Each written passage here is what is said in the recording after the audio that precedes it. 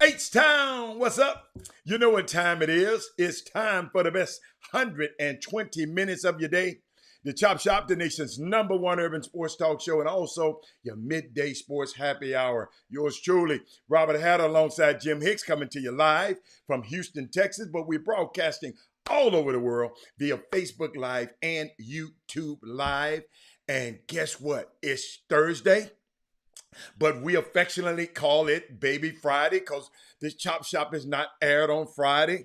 And it's just going to be a great time today. Got a lot of information. I got some stuff, back to school stuff. I got free haircuts stuff to talk about today. The kids going to be able to get free haircuts. It's just a great day. But every day we start the show off, I have to acknowledge our starting five. And our starting five is the first 5 people who signed up to the Chop Shop pages, either YouTube or Facebook, and they're aggregated up there on the screen. And I see them. Let's see, there they are right there. Guys, it's going to be nice today. I got Mindy Collins today. Mindy better be glad I don't have her telephone number, and she better be glad. Her and Sonya, they better be glad.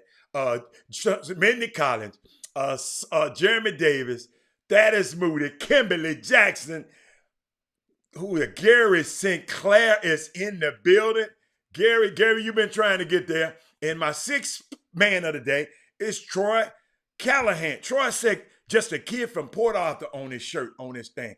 What's up, Chris Charles? Chris Charles, hey, boy, y'all looking good. Let me tell y'all something. Chris Charles, I be messing with y'all. Hey, but I don't tell nobody, Chris Charles. But I kind of like those old guys they assemble.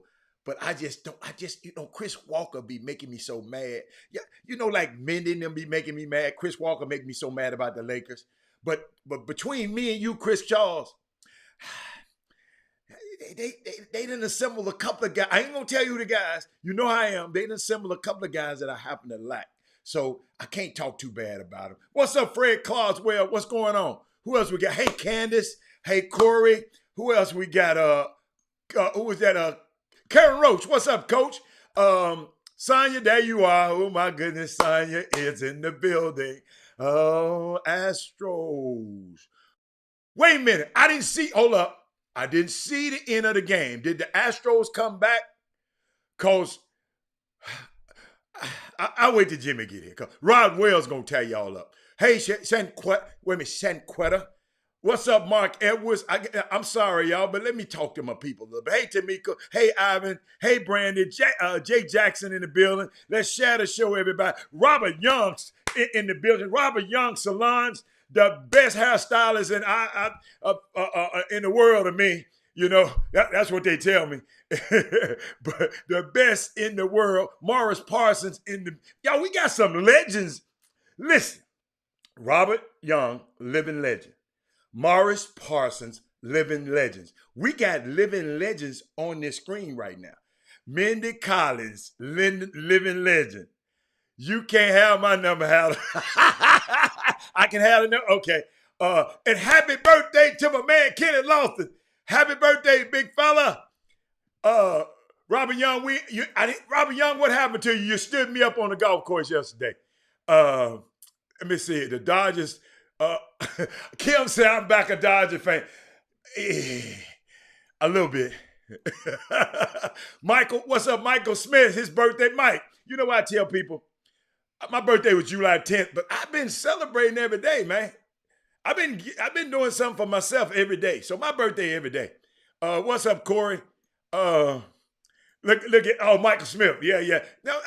Listen, I'm not gonna cheer for the Lakers ever. But I like some players on your team. I ain't gonna tell y'all who the players are though. Trey Phillips. Oh, they lost. Good. They lost. Did y'all see USA basketball last night? All of y'all was talking about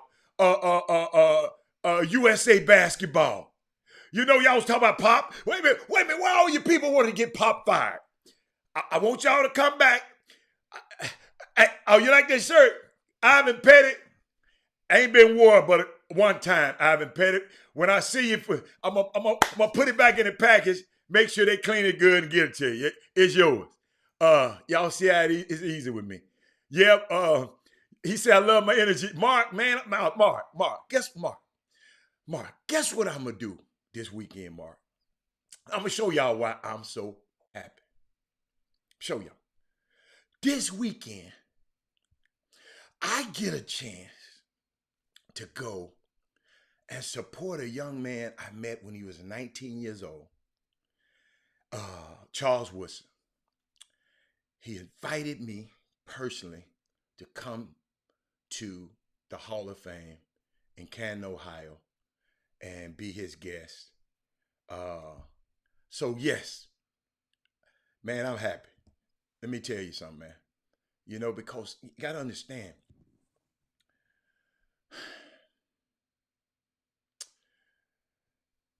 some people don't understand the struggle of some of these athletes. And when y'all hear me being sympathetic toward them, yes, it's business-wise. Share the show, because this probably need to heard by a lot of people. Yes, let's share the show right now, everybody. I think I did already, but I'm going to share it again. Show you how quick you can do it. Watch this. I just shared it and I'm talking. And I get a chance to, people go through stages in their lives, man, that I mean, you just never know it's going to be the way it is. Like I said in a video, it's rarely, thank you, Mastermind, Mastermind, it's rarely that you find a young man that he's in the Hall of Fame, and you can say he's a Hall of Fame dad, he's a Hall of Fame husband, he's a Hall of Fame friend, he's a Hall of Fame client. He just so cool. And listen, he had to grow into that. He had to grow into it. He didn't come out. If you knew him in Michigan, you'd probably be saying, what the hell? But it's, y'all, let me tell you something. That's why I don't give up on our young people. And this is a story to all of us. Don't give up on our young people right now. They gonna go through some stuff. Think about, when we always, how we got on Simone, we got on these young people, we got on Shakara. I even joked about it yesterday. But all I go back and say, put you personally, Robert Young, Darrell Barnes, let's go back to your 21, 18, 19-year-old body. Your 18, 19, 21-year-old self. Mindy, all the women, Dale Griggs, go back and look. See, we just want to throw these kids out. They do something bad, and we just want to throw, we want to just throw them out with the dirty water. But let me tell y'all something, man. Things were always not perfect. Look at Daryl Bond. Look at Mindy. I'm telling you. So Mindy, when I go back, Mindy, I've been in this business for 30 years, being intimately close to athletes. I had one kid gave me a chance, and Melvin Dews asked me a question about, Melvin Dews, he made a statement the other day where Robert, Penny gave you a chance and you had never represented an athlete. But guess what? Me and my firm and my company was representing millionaires and billionaires. Penny's little millions wasn't. We were used to dealing with high dollar value people. You follow me? Being in our situation, we understand. So we were coming from a whole different. We weren't coming on being a fan of a player. We was coming trying to maximize this player as so he can be wealthy at the end. So and think about it, Penny. I had 18 or 19 years old when I met him. Think about it. He was a young boy. Just a year before I actually formally met him, he was on the Sports Illustrated magazine. Go back and look at it. Sports Illustrated magazine. He got shot in the foot. He was hanging with this guy and the people was trying to rob the guy, and they robbed him and they pulled off and they just shot back. And guess what? A bullet ricocheted off the curb and hit Penny in the foot. The only basketball player out there. The only person who had to use his legs to make millions of dollars out there, the bullet ricocheted, hit his foot. So he on the front of Sports Illustrated in the hospital. He was a Prop 48 student, so he had to sit out a year at Memphis. You follow me? He had to sit out a year to become academically eligible. And now he's leading men at the University of Houston. University of Memphis basketball team. Listen, we can't stop it, Daryl Barnes. We have to think about Herb Baker. Tell him your stories. Sometimes we get so, like I said, we get so heavily minded on this show. Well, no, all of us were there. I don't know how to feel to be a Simone Biles. I don't know how to. I don't know how to feel. I don't know how to feel how to be Tiger Woods. Yeah, when Terry said, listen. I went and prayed about it last night. I don't know how to be Deshaun Watson, but I know I would love to get with the young fella to know you got to respect women. I don't care how much money you got. What's that? Governor Cuomo. Somebody told me I haven't mentioned. I said Governor Cuomo. And everybody and the guys who are abusing their, when you have a certain power and you want to abuse it, So when I look, hold up, we're gonna still be hard on the young people now. Don't get soft on them, but let them know that you love them first before you discipline, especially if you ain't the parent. Your coaches, your coaches some coaches just, I saw a coach at the pro-am the other day. Out there hollering at these grown ass men. You don't know these dudes, dude.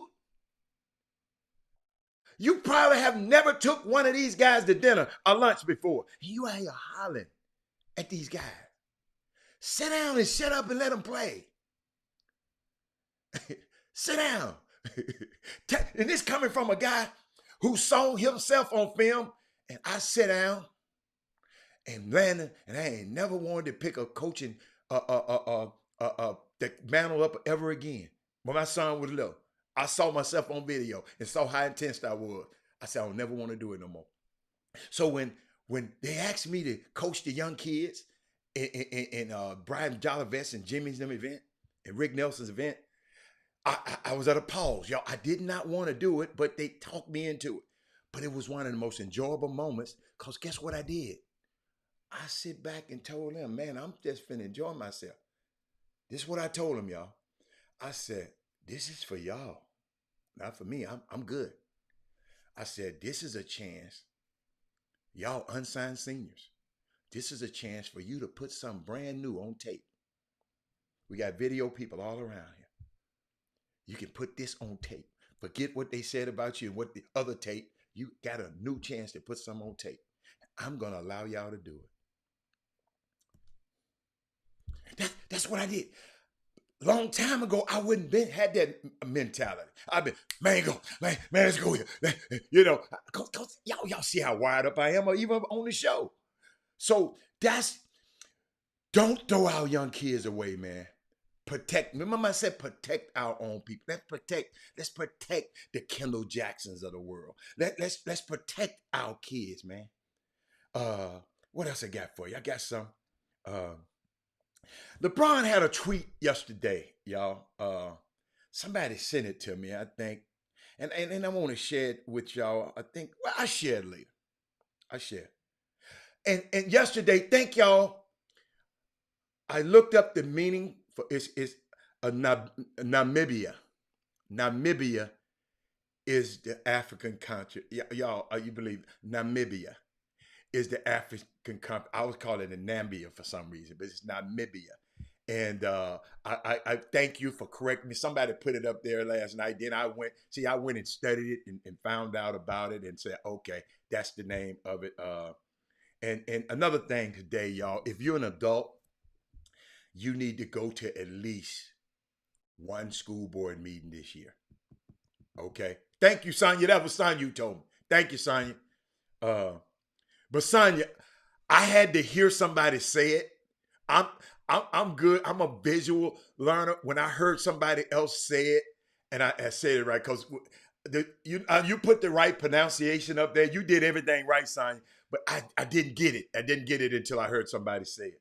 But if you're an adult, go to at least one school board meeting this year, wherever you are in America. Even if you don't have kids, a major shift is happening, and only voices showing up are these hateful ones. I can't stress it enough, y'all. The people that's showing up are these hateful ass people at these school board meetings. So we got to show up. And then I want to share something with y'all. And I saw this,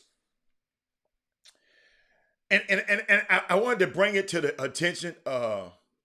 Look at her. Somebody texted me now. Charles is on Good Morning America right now. They talking to him on Good Morning America, y'all. I got it taped already, but thank you everybody who's texting me and telling me, but I'm doing the show right now. But I saw something, y'all, and I wanted to share this with y'all. You know, where is it? I said,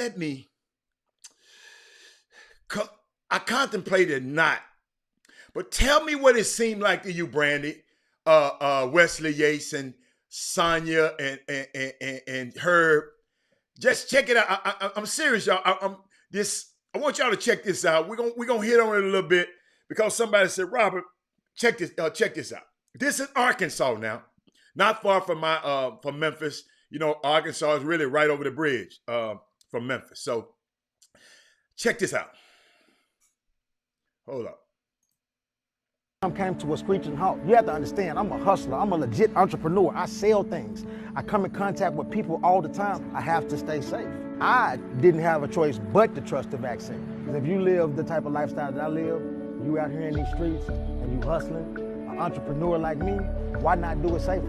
So I want everybody to take this seriously. Take a shot at staying healthy. Get the vaccine.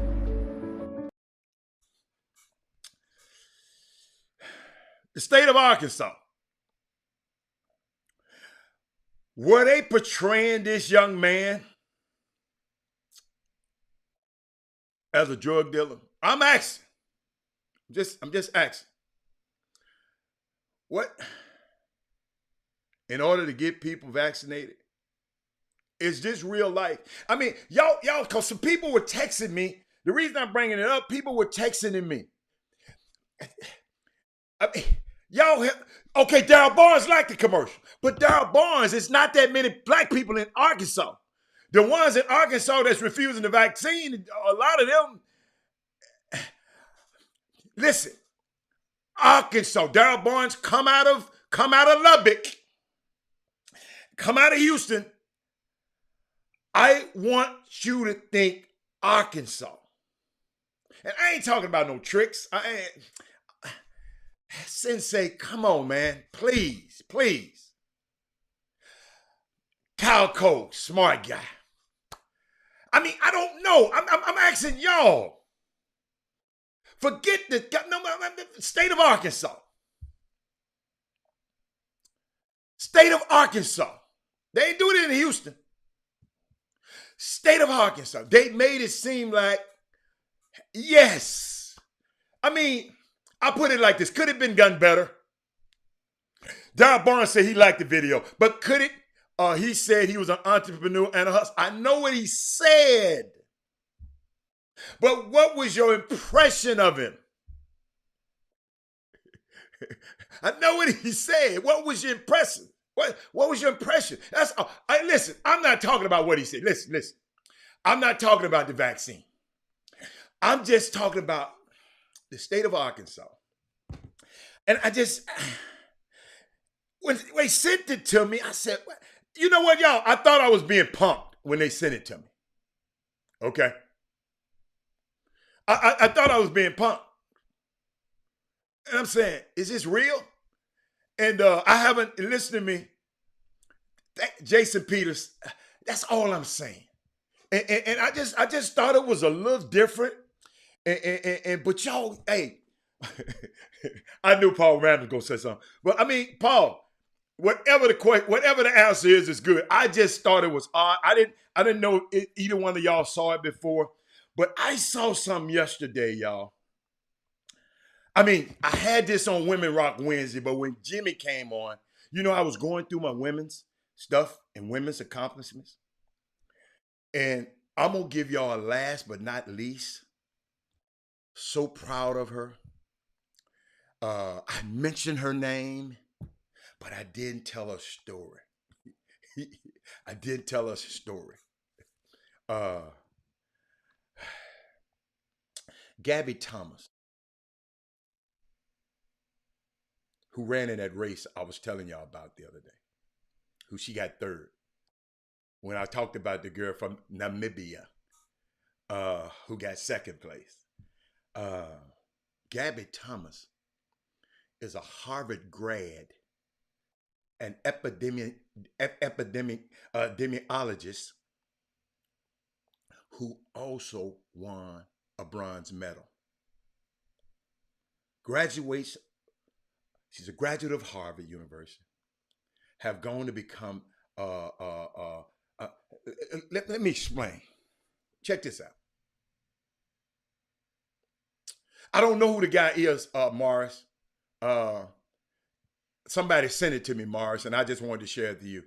But I saw something. I thought that'd make some people talk.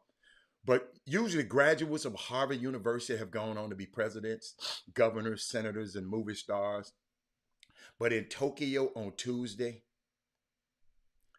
American sprinter Gabby Thomas was chasing something no other Harvard graduate has.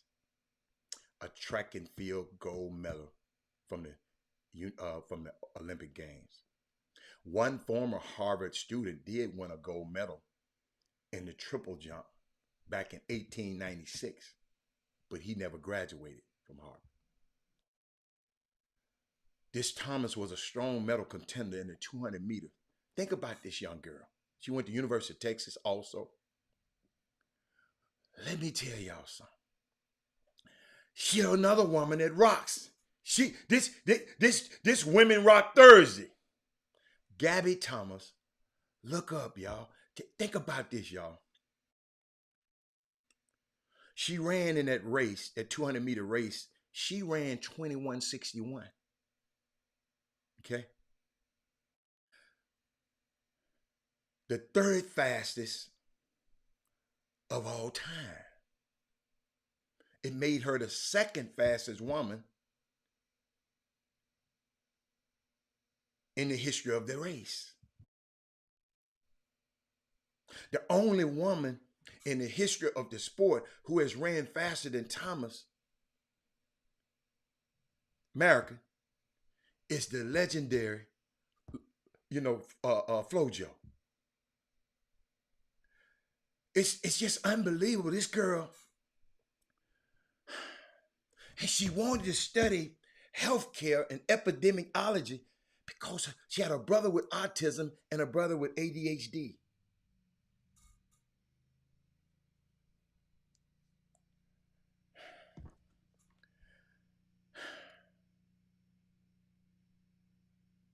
She's pursuing a master's in epidemiology and healthcare management at the University of Texas after she graduated from Harvard.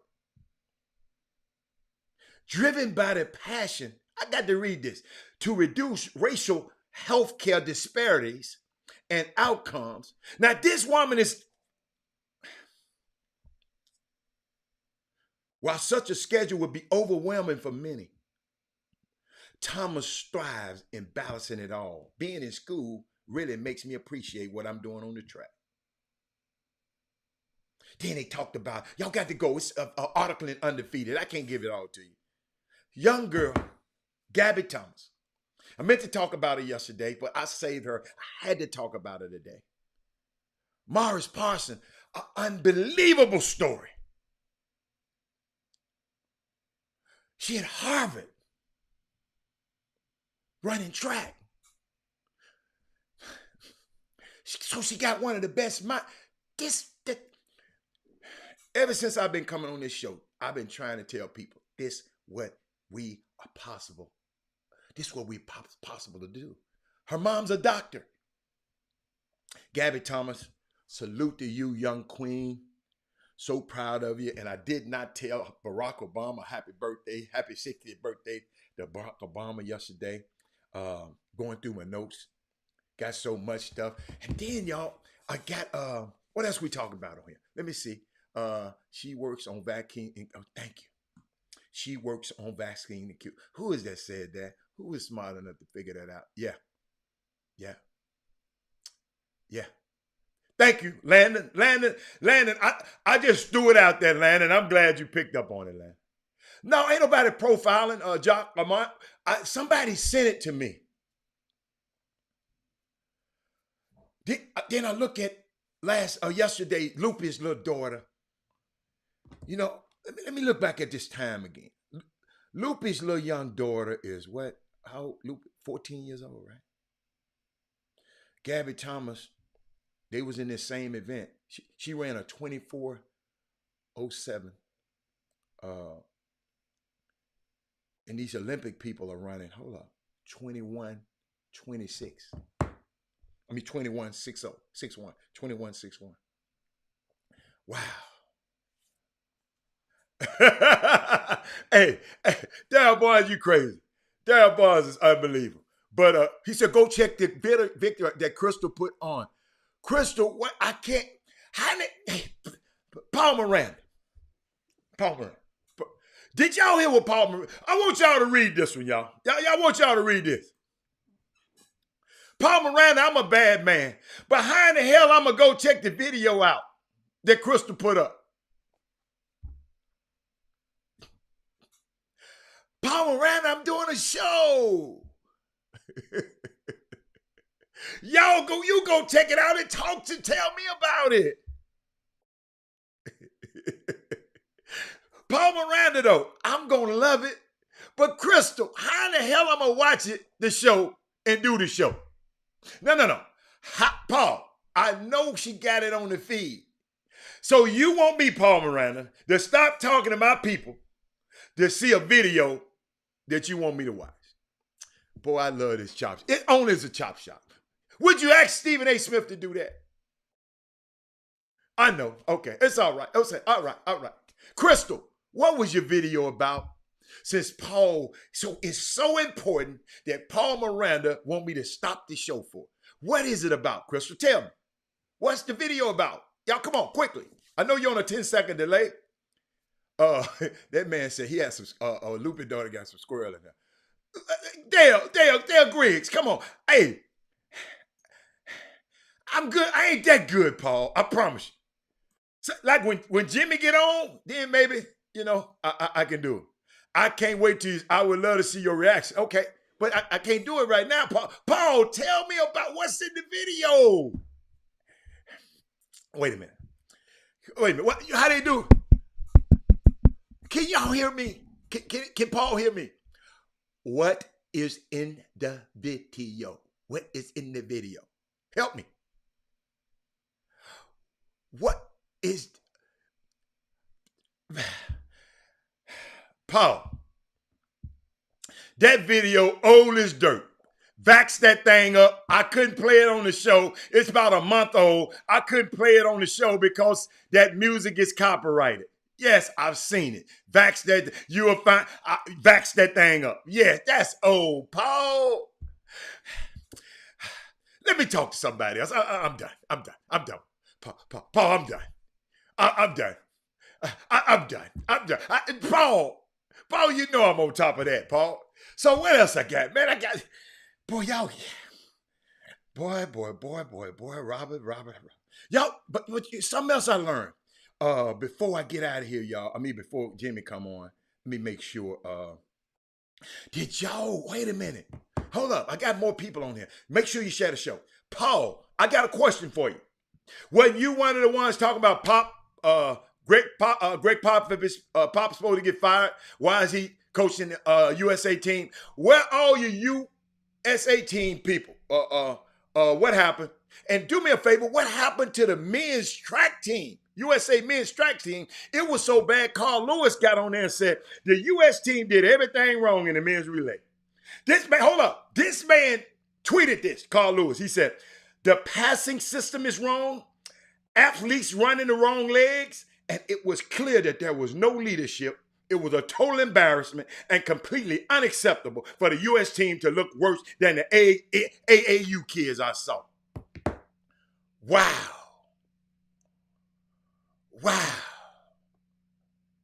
But Paul, they were tearing me up, Paul. Everybody was talking about Pop. I was just trying to explain that that internet. Did y'all see that game? Do y'all see Luka and them last night? Do y'all see how hard them dudes? Let me tell y'all something, man. Shout out to all of those guys that's over there playing ball overseas. Let me tell you something. Man, the way them guys play over there, man, I know I would have got into a fight. Herb Baker helped me. Herb Baker helped me right now. Please tell me, these people will undercut you, pull on your jersey. Y'all see the way they played? They played dirty as hell. I see. So the USA had to get down and dirty. They love to, you know how they go, like Dragic, Gordon Dragic. Boy, let me tell you something, man. If that man had went at my legs the way he went at this guy's legs, that's why I don't play basketball no more. We got guys over here with all these guaranteed $1 million contracts saying, man, I am not about to let one of these do. It's unbelievable style of basketball, y'all. I watched it last night. I taped it and watched it over and over. It's crazy. And I see why they do it by any means necessary. See, he played in Australia by any means necessary. Herb Baker is that bad. But hey, y'all know how I am, right? Hold up, y'all. I want to show y'all something. Let me show you something. Let me show you something. Let me show you something. I found out something. I learned something, Daryl. Daryl, help me. Anybody who have knowledge of this, the Ali Summit, I want y'all to help me. Y'all remember this picture right here, right? Patty Mills did great. He did I think he did great. I mean, he lost though. Y'all saw those guys right there. Y'all remember that? I'm gonna get out a little bit. Let me get out y'all way. Let me get out your way. Let me move my chair out your way.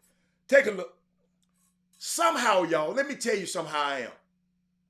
I looked at all them athletes around the room. Oh, I know what I can do. Hold up, y'all. Watch this, y'all. I forgot I got this little gadget. Let me play with my little gadget right quick. Hold on. See, I got this little gadget right here. Oh, watch this. I'm gonna put myself on this camera. That's another camera, in case you ever look at it again. Then I'm gonna put it in the round, and okay, then I can push myself to the side. Okay, like if I'm off like this. Oh shit, I can't do it, y'all. See, I tried something, y'all didn't tell me.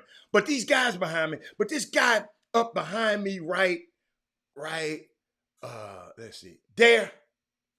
I kept wondering, who was that guy? Who know that guy is? Rest of them are football players and athletes, and I know you can name the guys on the front row, and I'm gonna help you. Cause y'all, I didn't know a lot of these guys now, right? I call this the Ali Summit. I'll just back off the screen. I want y'all to be able to see. Y'all can see. I'm gonna back off the screen a little bit. But that guy right there, because I was saying, who is he? And I'm giving y'all a chance to find out who he is right quick. You don't have to Google. I'm gonna tell it to you. Tell you something. It's an important meeting. Important meeting. I thought this meeting was about one thing, but I learned about this meeting was about something altogether different, y'all. And I'm going to share it with you. That guy, nobody? Okay, 5, 4, 3, 2, 1. Wow. Nobody. He said old school man used to knuckle up. Yeah. Okay, don't nobody know the guy. His name is Carl Stokes, right? Boy, you close. Look at you. You're close. Congressman. His name was Carl Stokes. You know how nosy I am. I love this picture. I got a picture of this in my house, right? So I be saying, who is this dude? His name Carl Stokes. He was he was a lawyer from Cleveland, because this was in Cleveland. He was a politician, yes, but he became the first African American to serve as mayor of a major U.S. city, having been elected to the office of Cleveland in 1967 to 71. It's an important man. All we were looking at, right, the athletes.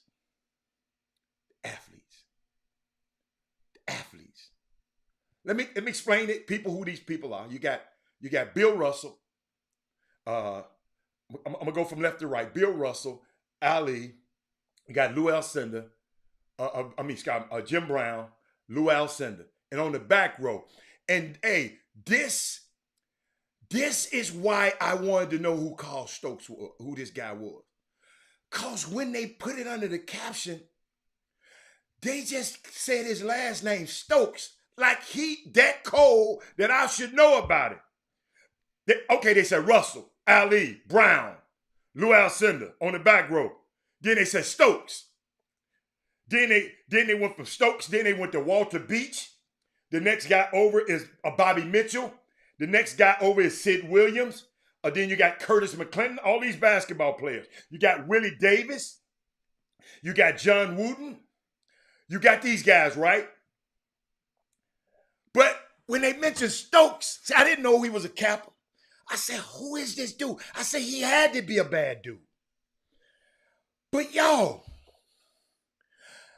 you know, I thought this, hey, didn't y'all think these guys came here to support Muhammad Ali in his efforts to Sensei, Paul Miranda, Darryl Barnes, T.R. Holmes?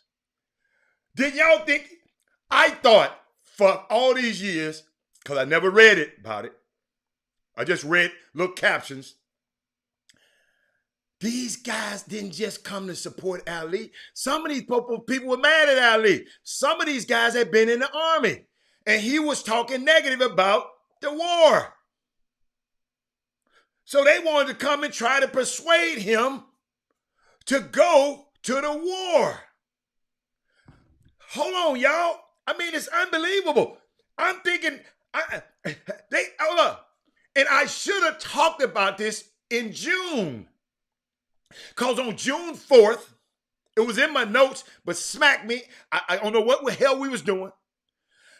No, Darryl, they didn't come there in the beginning to unify, Darryl, I'm telling you. Hold on, let me give you the story. Hold on. It was a Sunday, it was a Sunday afternoon, y'all. June the 4th, 1967. Some of the greatest black athletes in the country gathered in a nondescript office building in Cleveland. According to the legends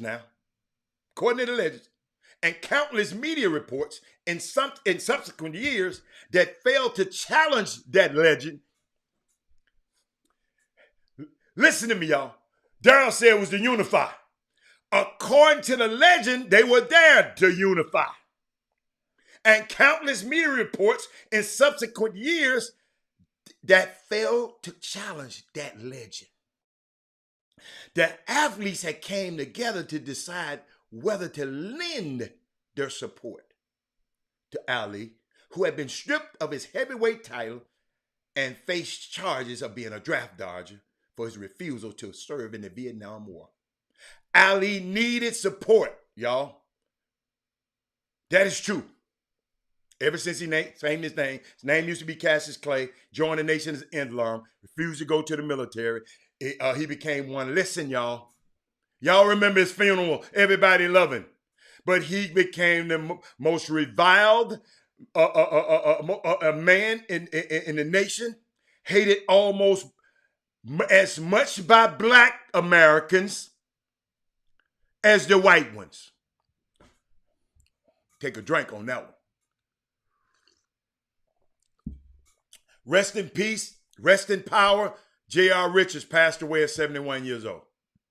Thank you, Rod Wells. Let's check this out, y'all.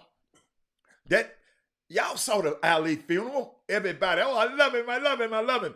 He was the most hated amongst black Americans and white Americans. Hold on, y'all. So the fact that the other black athletes would convene to support Ali, it was so significant. The men meeting in Cleveland that day, I'm going to give it to you that day, included Jim Brown, Bill Russell, Lou Alcindor. They were widely admired. Okay? Widely admired. But as we embark, they said, on this 50th anniversary of the Cleveland Summit, its time has come to scrape off the barnacles that adhere to this story. It's a unique story. I got you, Landon. I got you, Landon. There were multiple interests at play in that room that day. Multiple interests. You remember I tell y'all about politics. There's no permanent friends. There's no permanent enemies. It's only permanent interests. That's why I keep telling y'all, let's find somebody to our interest. No, it's all right, Darrell. Darrell, you all right. Darrell, what you said was correct, but I'm just telling you, just hold on. I got you, Darrell. I know you're trying to tell the story, but let me finish telling the story. But I like how you follow me, Darrell. But there were multiple interests in the room at play that day, right? And different conceptions of the best way to advance the position of blacks in America. Some of the men were ex-military. Others had economic stakes in the outcome. Some of these guys, not just all these guys on the pitch, some of these guys in here came about some bread. I'm finna tell you, they came to that meeting trying to get some money. Check this out. Hey, Herb, you can't help who you fall in love with. I'm telling you, you can't help who you fall in love with. You can be black power all the time. If a white woman, you fall in love with her, you just fall in love with her. You can't help it. I believe you ought to learn that. I had to mature to that. I can't help who you find, who you fall in love with. Love don't happen all the time. So when you find somebody that love you and love you back, and you love, but boy, you better keep them. I don't care if she's green. But before the meeting, y'all, in Cleveland, boxing promoter Bob Arum, y'all remember Bob? and others, including prominent members of the Nation of Islam, tried to persuade Ali to accept a deal that one of Bob Arum's law partners had negotiated with the government. Some of y'all smart. I haven't heard this. Check this out. Bob Arum trying to get that bread. If Ali would agree to perform boxing exhibitions for the U.S. troops, the draft dodging charges would be dropped. Sensei, I'm telling you, Sensei, I don't mean it. Sensei, I had to give this information to y'all, man. I'm sorry. I done went too long without this information. I ain't gonna let nobody else gonna not be able, and I'm gonna show you where you can get it. At that time, Arum was running a company called Main Bout. Bout as in boxing bout, which controlled the closed circuit television rights for Ali's fights. Check this out now. Sensei, it's more. Main Bout needed Ali to attract closed circuit TV viewers. It's not about helping him about no. So hold up. So among y'all sitting down. I hope y'all sitting down. I hope you ain't driving. Among Arum's partners in Main Bout,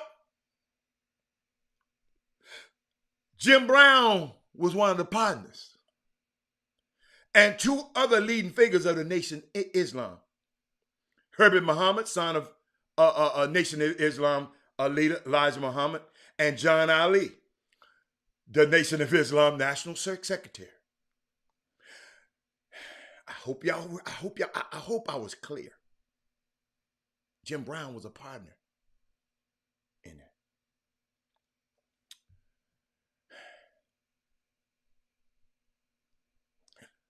The article said, John Ali told me that he and Herbert profited personally from the agreement with Main Bout. It wasn't a deal with the nation. It was a side deal. Check this out. That meant, ladies and gentlemen, what my man at? What my man Darryl Barnes at? Darryl, that's what I'm saying. Follow me, Darryl. Darryl, I'm gonna send you. I went to about 10 different accounts of this. That meant Arum, Brown, Herbert Muhammad, and John Ali all had an incentive to get Ali in the ring as soon as possible. A lot of money was on the line. See, back there, what did my man say? That was a unifying picture. That was a great.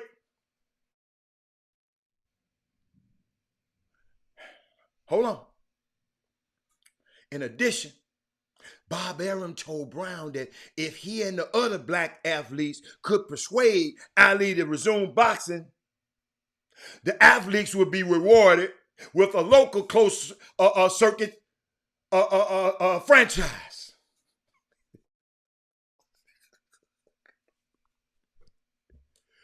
Sensei, I'm telling you, man. In essence, a portion of the proceeds from Ali's fight would go to these athletes. Brown, who organized the meeting, had retired as an NFL all-time leading rusher. A couple of years earlier, he was working as an actor, but he was also pursuing his interest in black economic empowerment. Hold up. I know that's what, dude, I know you had, I got you. I'm gonna send you the information.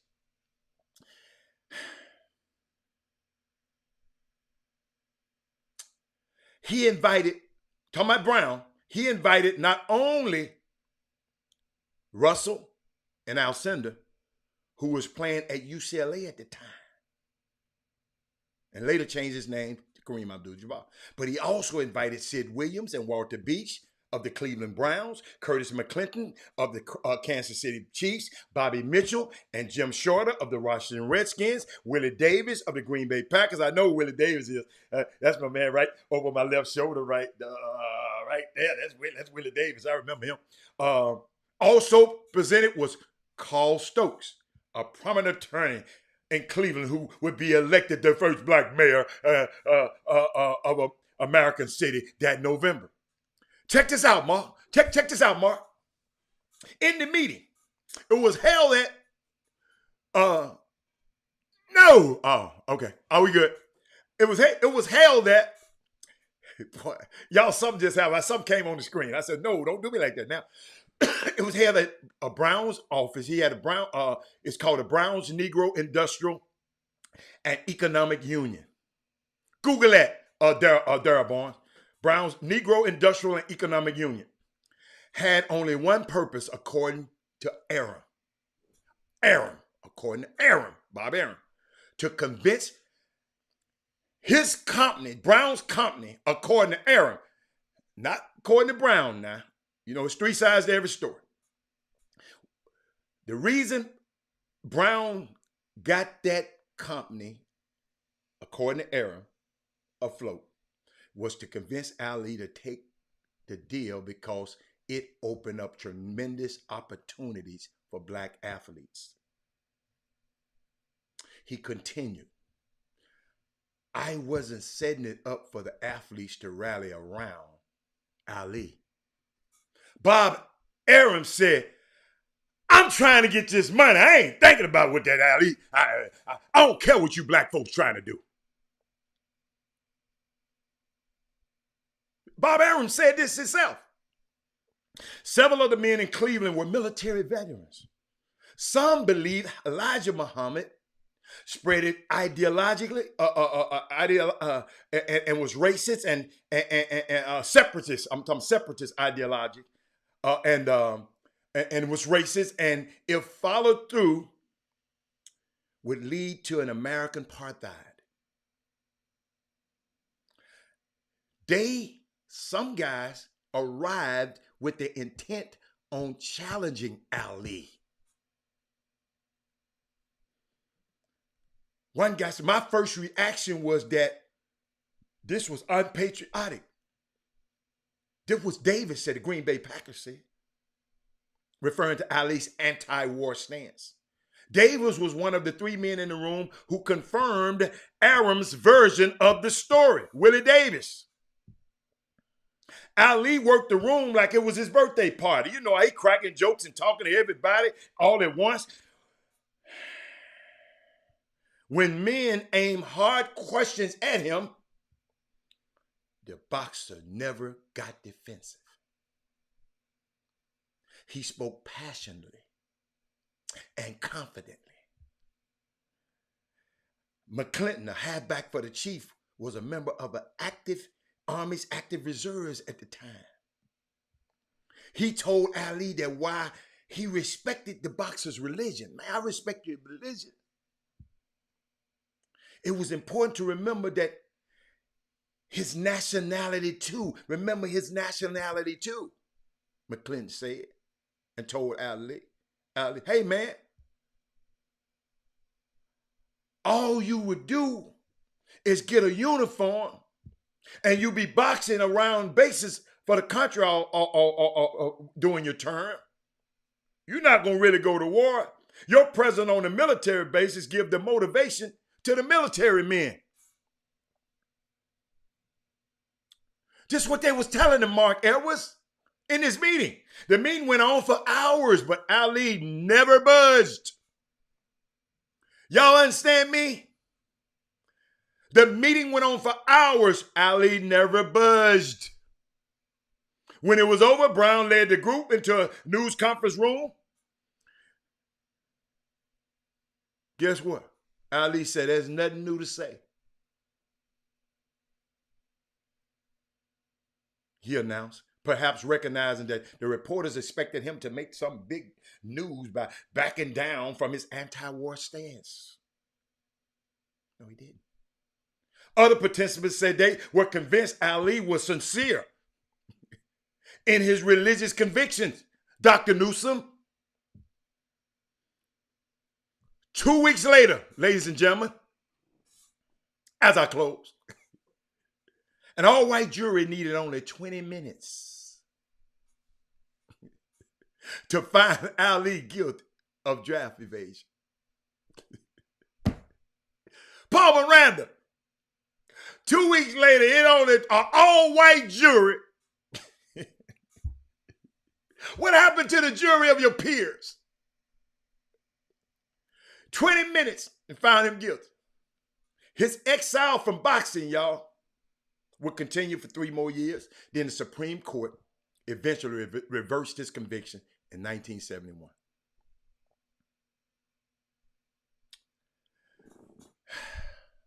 Y'all know I'm telling y'all for this for a reason. Given that the Cleveland Summit had little impact on Ali's decision about the draft, why has it become folklore? Why have this summit? Why have I got it up on my wall? Because I'm thinking these guys came together. I think these guys came together to take a stand with Muhammad Ali. That's what I thought. The answer is that the story makes us feel good. It shows athletes in solidarity, unity, as my man so eloquently put him. I told you, Daryl, I had you. I told you, just hold up, I got you. It shows athletes in solidarity, standing up to the power. But in this case, y'all, the full story works just as well, if not better than the myth. The man stood up for his conviction. Several other men that were gathered in Cleveland, they came seeking an economic opportunity. What my man, Dr. Newsom, what's that scripture? What they think is bad and God turned it to good. They trying to do something bad to you, but God turned it to good. Them guys came seeking economic opportunities, right? When they recognized that they were not going to change Ali's mind and they were not going to see any of that money from the deal from Arum, they could have walked away. Listen to me, chop shop people, basketball community. Instead, they used their collective power to support Ali.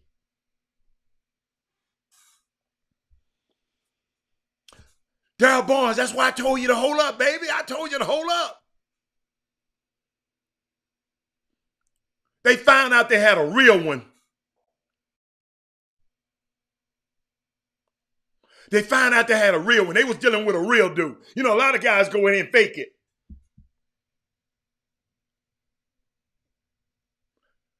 Paul said he missed it. He had to answer the phone. Paul, for you.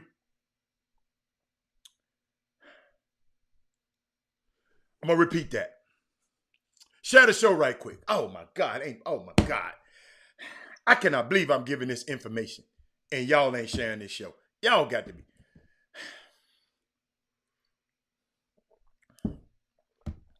Unbelievable. Unbelievable. Y'all share the show right now, man, before I even waste my voice one more time. I cannot believe this.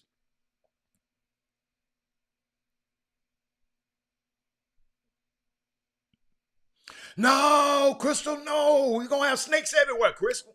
It's all right to have snakes. Just step on the head and cut the head off. Don't play with them. See, a lot of us want to play with these snakes. It's all right. It's all right.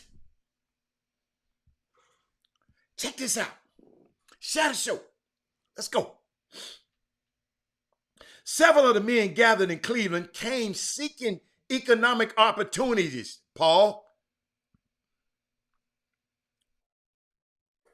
When they recognized that they were not going to change this man's mind. And they were not going to see any money from the deal from Arum. most of y'all would have did what? Left. Because y'all came for the money. Kenneth Gamble. Kenneth Gamble, y'all show up. Let's go. Everybody go volunteer. Let's go do this. Let's go do this. Man, where the money at?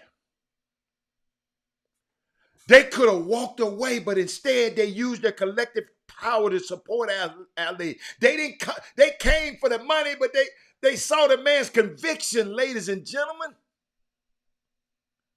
Who in this basketball community got a conviction like that? Go tell the establishment, forget y'all. I'm standing for what? Use what Ali stands for. Parents, I'm standing for this. Summer coaches, I'm standing for this. I'm not going to let y'all just do me any kind of damn way.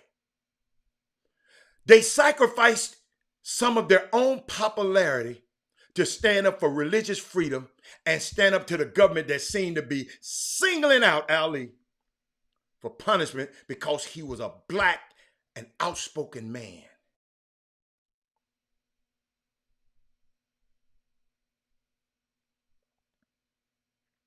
In an article written in Sports Illustrated after the meeting, Russell said, Bill Russell, guess what he said? Yo, before I tell you what Russell said, Ali and there were all of them powerful black dudes telling him, man, well, he gonna give you a little money over here. They gonna let you just box on the base. They gonna let, somebody gonna tell me, somebody gonna say to me, I'm trying to figure it out. They were doing something with some people that know they ain't had no business doing something with these people. And, you know, like people come from out of town and just set up shop and have events in our city. And we just go along with it. Ivan Pettit, we just go along with it because they giving you some money. Y'all, there's still some Bob Arums out there. But we don't have no Muhammad Ali's. It's still some Bob Arums out there. They can just come in this city and just set up shop. Come in this Texas and just set up shop. Texas got the players. Well, he gave me some money. He gonna let me video the event. Oh, he gonna let me cover the event. He gonna let you just your damn. These your resources.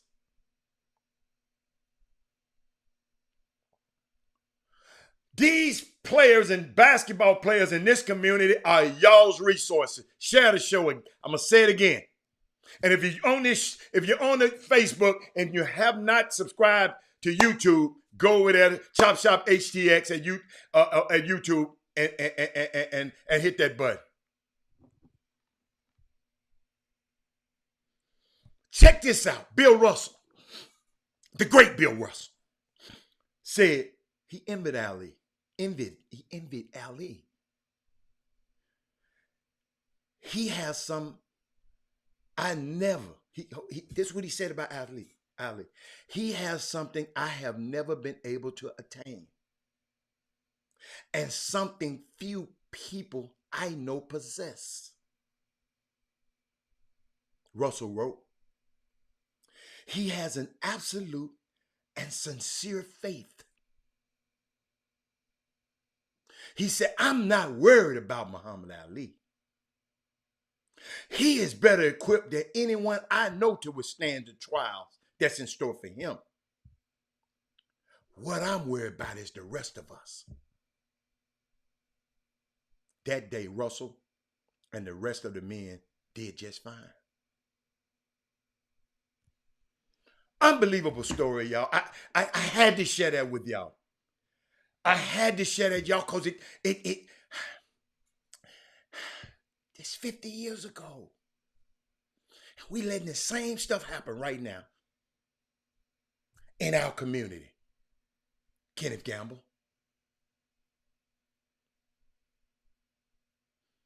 Kenneth Gamble, we got a lot of guys coming in there trying to tell Robert Hatter, don't talk about this. Darryl Barnes. I'm unbossed and unbought. Can't buy me. So I can say this. I don't have to go cover nobody's event. Thank God. I was a parent in this community that was blessed enough to not to be subjected to the powers of this community, of the basketball community. I didn't even think about I didn't even know how important these guys were to y'all, because they wasn't important to me. I didn't. I didn't. Because all I said, Sensei, what kind of dad am I if I got to depend on this dude to get my baby in college? The hell out of here.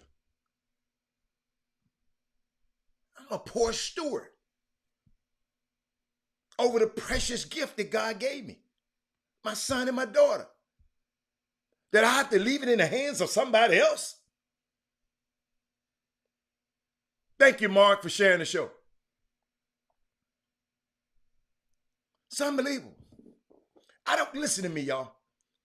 Somebody was talking to me yesterday. What are you going to talk about tomorrow on the show? I don't never know. I just read so much stuff and it just happened. Y'all notice I didn't have that on the screen at first? Y'all know what I had behind me on the screen at first? I'm going to go back to it right now. That's what I had. Lewis Hamilton. That's him in his helmet. Young black man, all of alone in one of the racist sports on the planet. Formula One. Formula One. Only black driver. I know what he's going through. He got conviction. That's why I got him on there. Go read his story. We got to just stop thinking summer basketball. We got to see how some of these other stories relate to what we're doing. And then we come back and change what we're doing. We got the power, Mate. Mark Edwards. I know we got the power. And guess what? Everybody's not going to... See, other people are benefiting off the way it used to be. If they had the wherewithal, they can understand, be able to pivot and can benefit it this way. Guess what? It's all right for all of us to be blessed. Somebody told me the other day, Darryl Barnes, and it's sickening to me. Guy was saying, man, if I ever have a playoff, I ain't gonna get no agent. I'm just gonna hire an attorney to do the deal and pay him. Y'all, we in a situation now over these last, that's why, damn it, I'm semi-retired. Over these last 10 years, it's been a shift of people don't want to pay the professionals. Because we have other people who just come in and say, well, I'll do your deal for nothing.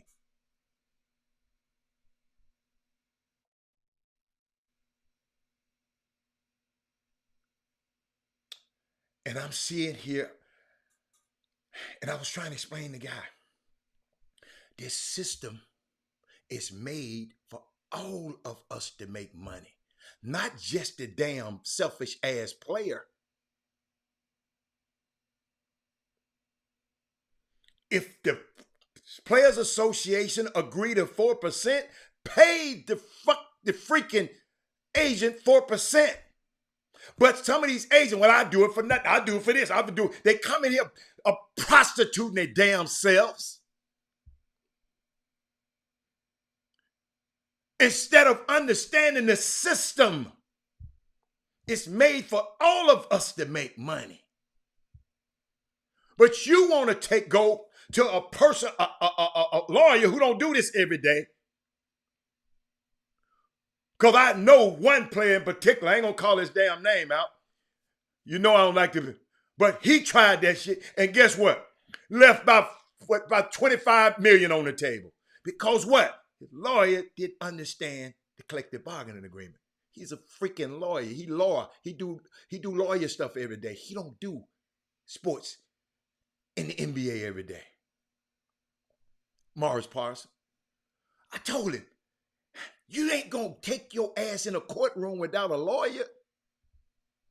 So now you coming in here with a bootleg agent. That's all. Let me tell you something. If you have not studied this industry, you're not prepared to go in and negotiate on somebody's behalf. If you don't know the collective bargaining agreement, you got to study that thing.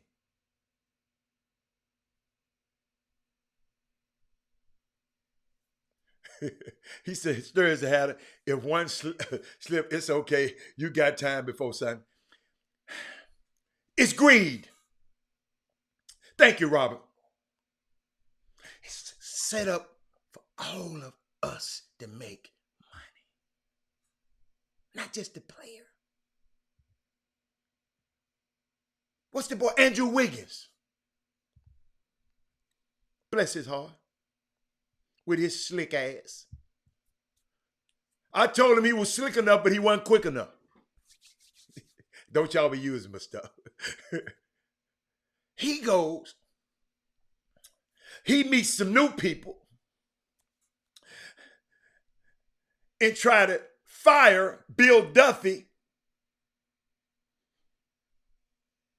who did his first deal, stayed with him for 4 years. His first deal for nothing, because that's what they do to them top picks. I'll do your first deal for nothing.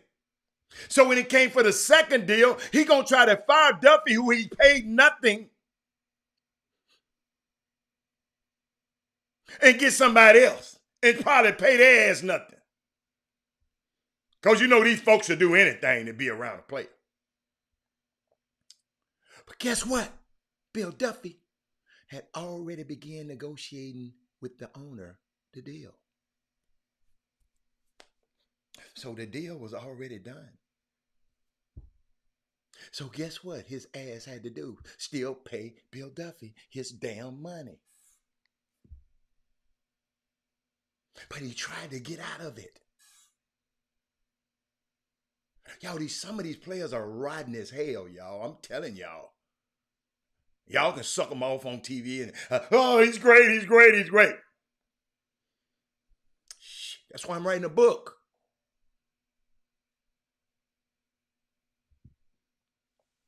No, look, Ugly just gambled. It ain't who was advising him. He took a gamble. He felt he was a $100 million guy. Sometimes it worked, and then sometimes it don't.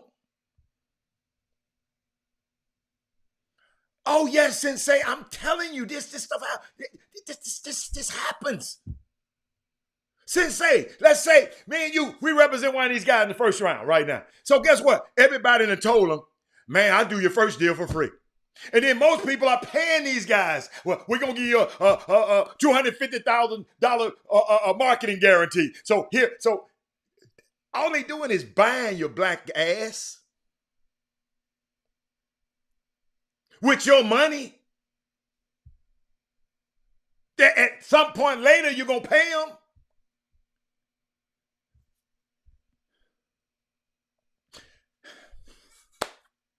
Sensei, me, you, and Awa, we represent this guy. So we do all this work. We fly around, make sure you're all right, make sure for 4 years. They stay in the Ritz-Carltons and in the St. Regis in the nice hotel. So guess what? That's where we got to stay because we got to be close by them, right? So this goes for 4 years. Plane ticket, rental car, dinner for 4 years. And Sensei, he can up and say, I like this new agent.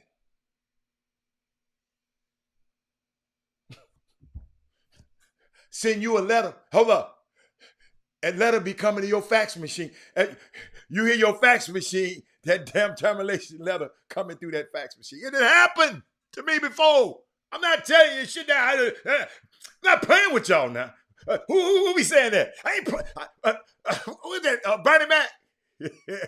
Whatever he be saying. But think about that, y'all. I got to take a break. I've been talking for an hour and 15 minutes, but I got to take a break. But just think about what I just told you. Where are the principles? Where are the Muhammad Alis that stand on? Man, that's my man. He worked for me. I gets paid. He gets paid. But see, half of these people don't like these guys who represent them anyway, so they want to get rid of them anyway. Because see, when somebody had to pay, you got to pay for someone to be with you. That's that prostitute John relationship. Can't trust that relationship. So Chop Shop. Hold up, man. I'll be back in a minute. Hold up. Let me find my commercial. Y'all got me now. Y'all got me. Chop Shop, I'll be back in a minute.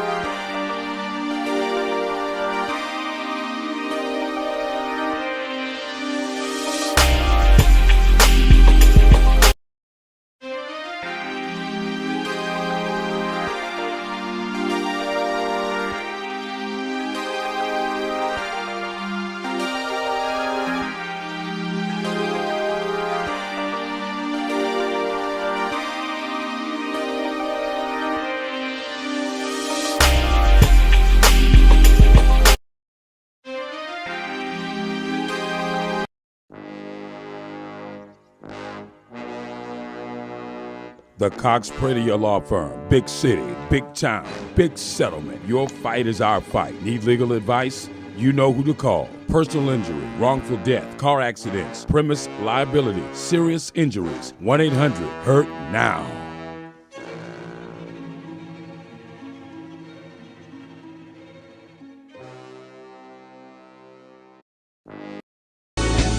Are you ready to go? Are you ready to go? Are you ready to go? Are you ready to go? Welcome back to the best 120 minutes of your day. The Chop Shop, the nation's #1 urban sports talk show. Also, your midday sports happy. I'm waiting on Jimmy. He's supposed to come on, but I'm glad I had a chance to share that with y'all. I saw, I don't know, yes, it's integrity, Rob. It's this sports industry. I pride myself on taking y'all behind the scenes, and it's very, very rare that you find guys that see their clients through see your clients through from when you have him from a rookie and see him all the way through the process of representing him all the way to the end of his career. Because it's so much mess coming on. Everybody trying to steal your clients. These guys just come, they put some women in their life, they put some friends in their life. I mean, it's a guy, man. I mean, you know, and sometimes you listen to me, ladies and gentlemen. Sometimes you can do everything in the world right, and people will still in this business, in this sports, will still leave you. You can do everything right, Sensei. Everything right. Do this. Do this for them. Do this for them. Do this. Do everything. And a pretty girl. You used to be pretty, but a pretty girl then came along, and you just gone. And all they have to do, Mate, is send me a fax saying they've terminated me. I have no recourse. Now, if I have money that he owes me, he got to pay that money. But he's free to go. That's how it's set up. It's a unique business. And I hope the young players now, and the young people who coming in now, I just hope,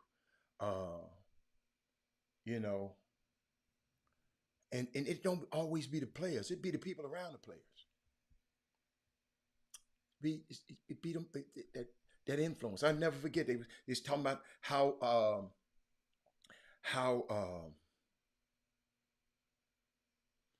influential the other players. You know, when people leave y'all to worry about people leaving summer basketball teams, right?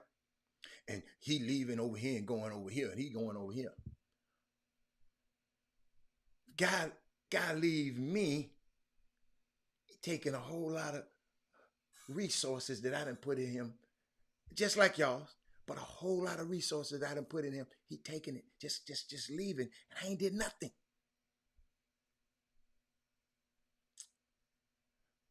Somewhere we got to have some conviction and some faith to stand up, man. I can't leave this dude. This dude woke up at 2 o'clock in the morning and got me out of jail. When I wasn't making a lot of money in the beginning. I wasn't helping my sister. This dude was paying my sister's a telephone bill.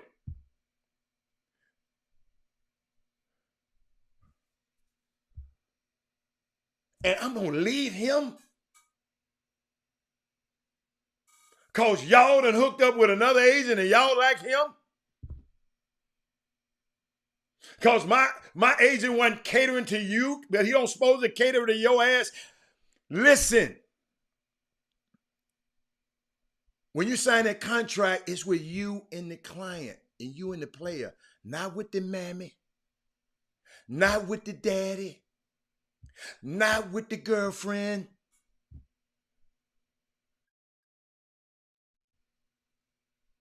Unbelievable stuff, y'all. Y'all think this stuff easy. It's the quickest business to get in and the quickest to get your ass right back out. There you go. Wow. Now I can take a break. Hold on. Jimmy, man, hey, I felt like I was on the Titanic on this. You, Chris, nobody. Shit, y'all done got in one of them damn boats and left my ass on the Titanic around here. That's how I felt right now. What's going on, man? Where Chris at? No, he done left us. He in one of them damn boats. With the white women, I mean with the other people. I'm sorry, Chris. He in the boat. I watched Titanic last night, so y'all got to excuse me. I watched Titanic last night. Hold up, Jimmy. I'm trying to clear your screen up. What you got going on, man? Shoot. What we got? We first want to some news we had on the table from like ever since earlier in the week. Yeah. NBA news. A lot of times when we judge, you know, we get in these conversations and you notice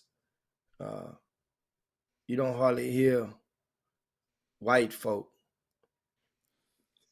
in debates about who's the best basketball player ever, who's the best white basketball player ever.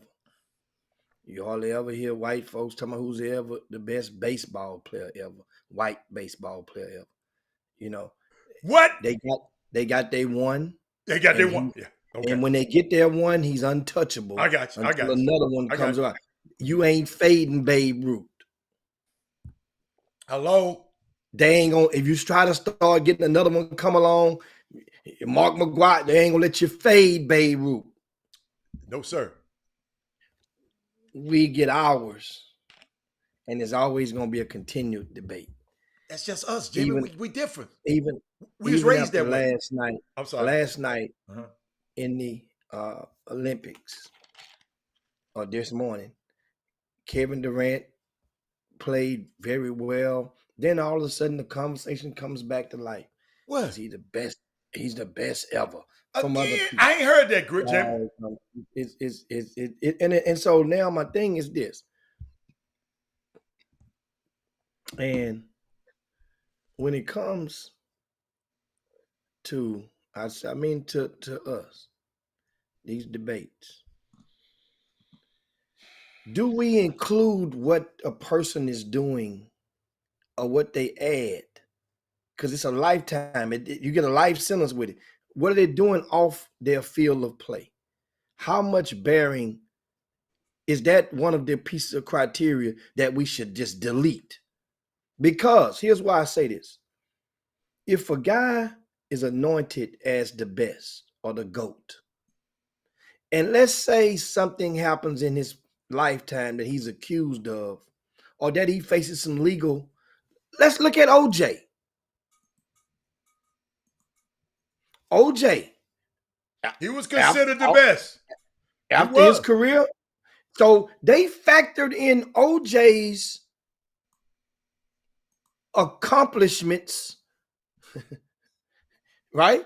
And now he's no longer in the conversation of the greatest or the GOAT when it comes to running backs. It's almost an embarrassment if you attempt to insert Juice into the situation. So if that be the case, then why can't we include, let's say, we mentioned Kevin Durant, and what he's doing for the Boys and Girls Clubs up in the DC area. That's why why can't it go into LeBron James and that school in Akron, which he's sponsoring, giving 40 plus scholarships and all of the other things that he's done. What now? Chris Paul. Chris Paul has showed you with his actions, what and how he feels towards the historically Black colleges and universities. Chris Paul has routinely wore and represented some of the schools to just bring life to them, to help people that didn't know who some of these schools were. He wore different shirts. He's wore shorts. He's wore socks. Over on numerous occasions. Most recently, Adam, Chris Paul has partnered up, and he's going to hold. See, one thing, that ain't rolling on the ticker every damn 4 minutes. But this is something that if we preaching and we are down with HBCUs, then why let me enlighten you in case you didn't know. Jimmy, some of the people know, but I'm glad you read, because I'm going to put it in here and show you something right quick. Jess, I don't know the exact day. Chris Paul, on Monday. But keep going on Monday. So on Thursday, we started it with Monday. I talked about it extensively. So Thursday, we're going to do it again. Let's go. On Thursday. Go tell. Because some people might have didn't watch the show on Monday. Chris Paul is partnering up to host a like a little tournament, a little showcase with 4 HBCUs.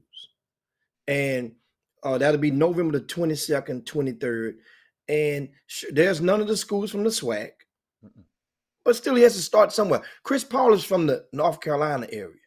And Winston-Salem State, Jimmy, is one of the schools. That's where he's getting his finishing his degree or something at. And then, Jimmy, Virginia Union, West Virginia State, and Morehouse. Those are the 4 schools. But keep going. But those are the 4 schools. He got relationship with those 4 schools, though. Absolutely, especially the ones that, especially the Winston-Salem State, absolutely, and of course Morehouse. A lot of those schools. So what he's doing is he's funding this. He's helping. It's going to take place at that casino in Connecticut. Yes, where they played some of the stuff in the bubble last year. And I just want to bring that and raise your antenna to that. So if you don't have to have attended any of these HBCUs. This thing is expected to expand. They start with 4 teams. That way they can keep it under control, make it simple. You play a doubleheader on each day. Yeah. Okay, so now when you factor in this Chris Paul, Chris Paul been doing a whole lot. I said this again. I said it the other day. University of Houston has the Jumpman logo, the Jordan brand sponsorship. That don't take place without Chris Paul. Put it like this. It don't take place when it took place without Chris Paul. Absolutely. Now, who knows? U of H could have still went to the Final Four, and Jordan Brand may have still loved U of H and may have gave him a deal later on in life. But Absolutely. it wouldn't have took place then without Chris Paul. Absolutely. So if you like U of H, does Chris Paul get an extra notch upward when you start talking about the best point guards of all time? But like I said, think about it, how it go, how the rules go. If you can include a person accused of murder, of a felony, then why can't you include the good deeds that they do off the court or the field as well? That's what my point is when I get to. And it's funny how, so that means once you decide, because if you decide one and not the other, isn't that a bit slight or a bit hypocritical? So next time you find yourself in a conversation, I would suggest that you ask that person, what are your ground rules? What are we going to use to consider this before we get into this good debate? So are we including this? Well, why aren't we including this? Because otherwise, the Jordan versus LeBron debate is going to go on forever. And I don't understand how a person can keep engaging in those types of conversations over and over and over and not feel like the energy has been sapped up out of you, because it's nothing productive can come out of a conversation like that. You're telling, here's what's going on. One movie you've watched, we've seen one movie. The screen is closed, movie is ended. Another movie is still in progress. Now, the odds are stacked against LeBron James, but who the hell knows? LeBron might leave LA next year and go patch up with Kevin Durant, James Harden, Kyrie. Who to say he can't if he wanted to? Some of those guys are his buddies. Some are his buddies as well. So we're saying one movie, we know how it's going to end. You don't know how this movie What triggered this, Jimmy? Something happened? What triggered this? No, Because we don't usually get into the GOAT debate on this show, really. We don't do it as much. So something triggered this today. What happened? What happened? No. Just get in there and just pulling antennas up. Oh, okay. I got you. About what do we, because now Chris Paul doing this, and it's not been widespread news. But then we'll come right back and be ready to have a conversation about the best point guards ever. And look at what he just did. The hand, look how many books he accumulated with the hand he was dealt with Phoenix. Yes, Phoenix looks good and it smells good. Guess what? Phoenix looked and smelled good when Charles Barkley led them there. It was a lot of guys we realized on that team, like, oh man, them dudes all right. Dan Marley. When Gary Payton got Seattle there, some other guys on that team looked it really good. We didn't notice them before, but they started to look good and sexy. Even when Allen Iverson took Philly there, Eric Snow started to look like, hey man, all right, Eric Snow, a bad dude. Got to check. I'm just saying, you notice when a person gets there. Look at Miami Heat last year. What's so different in Miami Heat than the Phoenix? Bubble? I would say the bubble. I'm just saying, I'm talking about as far as the basketball personnel. I know, but not the same situation. dudes was killing in the bubble. They weren't killing this year. You see what I'm saying? Yeah. Think about it. Miami Heat beat Milwaukee. They ran through the East. Philly. And Crystal said something earlier. I didn't want to go past it. She's talking about his mom is a huge part.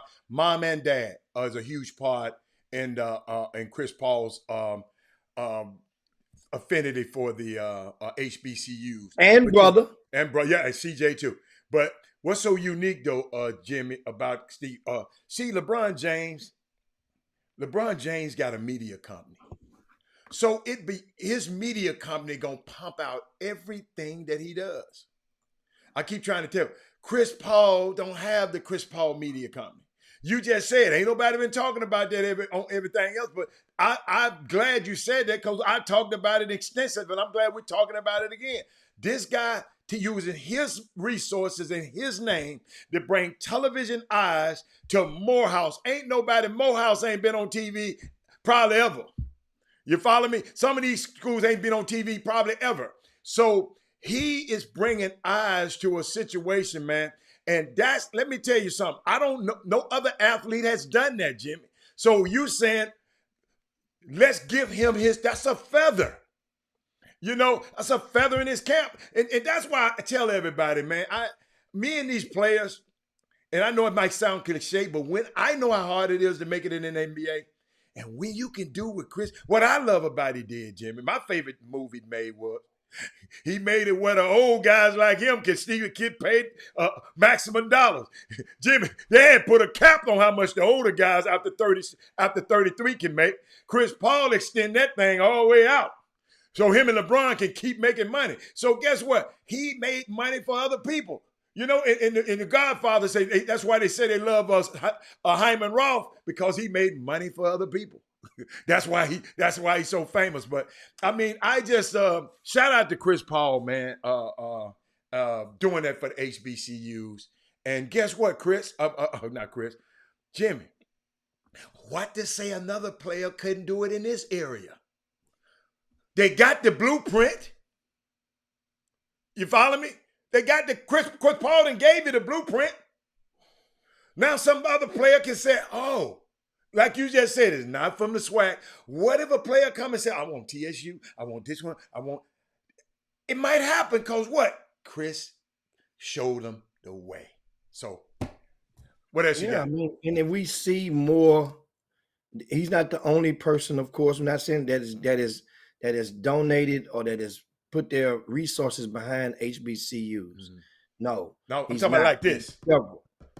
In this fashion, and Athletes. Also you mentioned entertainment. You mentioned LeBron has his platform, where Chris Paul is working on a platform on a smaller scale. Yeah, but he don't have a media company. That's all I said. No, I'm just saying, but he had a media company, but ESPN allowed him. They picked up one of his projects. Okay. And he did the project on Winston-Salem. Yeah. Why Not Us? Mm-hmm. And ESPN picked that up and ran that, which Chris Paul executively produced. Yeah. And he also has a media commitment that he's sending out to several HBCUs with an entertainment and media program that's going to have scholarships available. So, I mean, like I said, and it's not an infomercial. It's one of those things that like you said, give him his feather. This has nothing. See this hand. This doesn't make him the greatest point guard ever. No. But what I'm saying is, when it comes time, then don't just say he didn't do nothing. But what I'm thinking about, Crystal just did something else. She said Shaq got 2 kids at which company? At TSU. His daughter and his son. If I was him, I would see this and say, hold on, Chris, how can I mean, if it makes sense, it got to make sense. See what it is, but that might not be on Shaq hard, but it should be because his kids there. But this was in Chris Paul's heart. He been doing stuff for HBCUs for a long time. We just start talking about they just start talking about it. So it's a shout out to Chris Paul, and I just wish other players could find their niche. Think about this. The way he doing, Jimmy, it ain't like nobody else. Ain't nobody ever did this like this. Deion Sanders is trying to do that for football. I'm telling y'all, he just got to start winning. And and what hurt him, he's a part of one of the teams.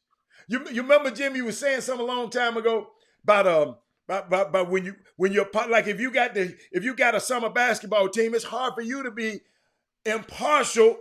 You follow me? So Deion, somebody got to do with the football like Chris Paul is doing with the basketball. I mean, I think it's possible. I promise you, he opened up the eyes of some people.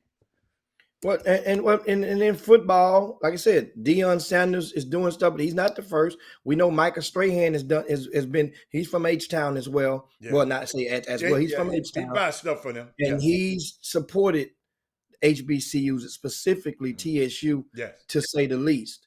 Several other guys have done so. I understand that. But speaking of TSU, hell, Kenny Smith made a commitment and to put funds under TSU in athletic department. But once again, you see it, and to those that know it, you let it float on down the river. Why not keep putting air in that tire and remind others? That way, now when you watch some people at work, it may give you a different affinity for that person, knowing where their heart dwells or where their pocketbook aims at. There are plenty out there who you root and toot for ain't gonna give HBCUs the time of day. But you'll thrust them out there in the middle of the road as they. I'm not saying that particular no individual, but I know there's some out there. And you said you mentioned Shaq. Shaq has a son and a daughter now that will be attending Texas Southern University. Shaq's ex-wife, Shawnee, has relocated here 2 years ago during the pandemic. She lives in Houston now, in H-Town. Shaq has a home away from home in H-Town. You know, that means Shaq has 2 ex-wives. No, living in the same. Well, two baby mamas. 2 baby mamas. They ain't no ex-baby mama. Yeah. 2 baby mamas. Ain't no ex-baby mama. You mama for life. That's life sentence. But 2 of them in the same city. Right. So Shaq can come in. He can fly into Hobby and fly out of Bush and have a good. Jimmy, he don't fly to them, Jimmy. He fly to the millionaire. He fly to the private airport. He fly to Sugar Land in. Okay, he fly to Sugar Land. Well, they got one in Hobby. They got one in Hobby. Millionaire. It's called a millionaire. Millionaire. Yeah. Yeah. So I want to get that in. And of course, let me go it on in speaking of the Kevin Durant a while ago, United States of America has advanced to the championship game in the Olympics. They beat Australia, right? And meanwhile, Slovenia loses to France by 1 point, even though Luka Doncic had a triple-double, only like the 3rd or the 4th triple-double in the history of the Olympics. LeBron got one. LeBron. Who's the 3rd guy? I don't know who the other one is. I didn't look it up. I just know LeBron was. What if I told you Melo was one of those guys? I mean, I like Melo. I don't know why you think I don't like Melo. My daughter loved Melo.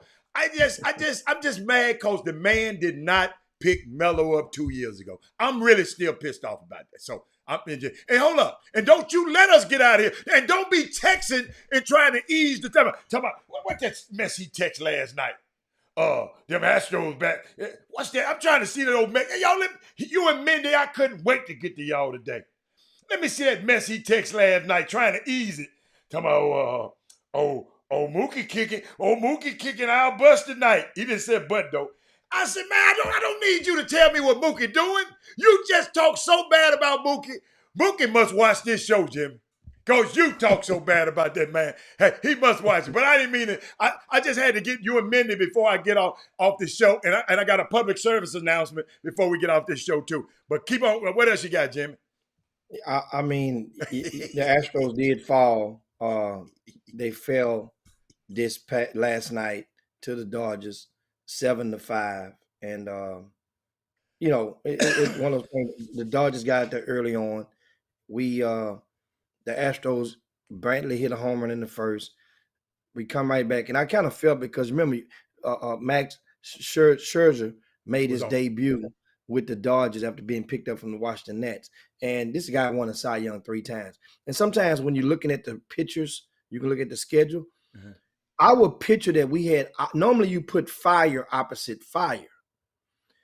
The guy that the Astros had pitching last night, he didn't have a winning record this season. And I kind of feel like, oh, boy. I mean, damn. Why is he on the damn team? Can you cut his ass? You know what? I want to see when next time he going to pitch because Presley is about to come back as well. So I mean, that'll help bolster our pitching, the bullpen. But the thing is, the Dodgers did what they were supposed to do. They came out, attacked her. What was the score? 7-5. Oh, they almost came back. 7-5. Just ran. Okay. I mean, you can't hold them back so long. But the Astros had opportunities as well, just couldn't advance those runners in scoring position. And don't get it twisted. Max pitched a great game. He had 10 strikeouts last night on the Astros. That matched the amount from the day before. But I fell asleep watching the game, right? And let me tell you so cold about it. I fell asleep in the recliner in about the 7th inning. And woke up well. I woke up, it was the 8th inning. Carlos Carrera had just hit a home run, something like that. And I fell asleep in the 6th, woke up in the 7th, and I'm watching the game. And guess what? I'm telling you, man, this tells you how tired I was. Didn't realize that the game I was watching was the replay after the game had went off. I didn't slept a whole hour and a half or whatever, 2 hours, woke back up. Then I'm watching the game. I'm like, okay, I ain't missed but a little bit. And then I'm watching the game. I'm like, come on. And I realize I can forward. I'm just checking and I'm going through the commercial. Man, but anyway, it was something I noticed last night. And I want to check because I hadn't checked the box scores because in the paper, I get the Chronicle. Yeah. But this was a late game. They go to press at 10.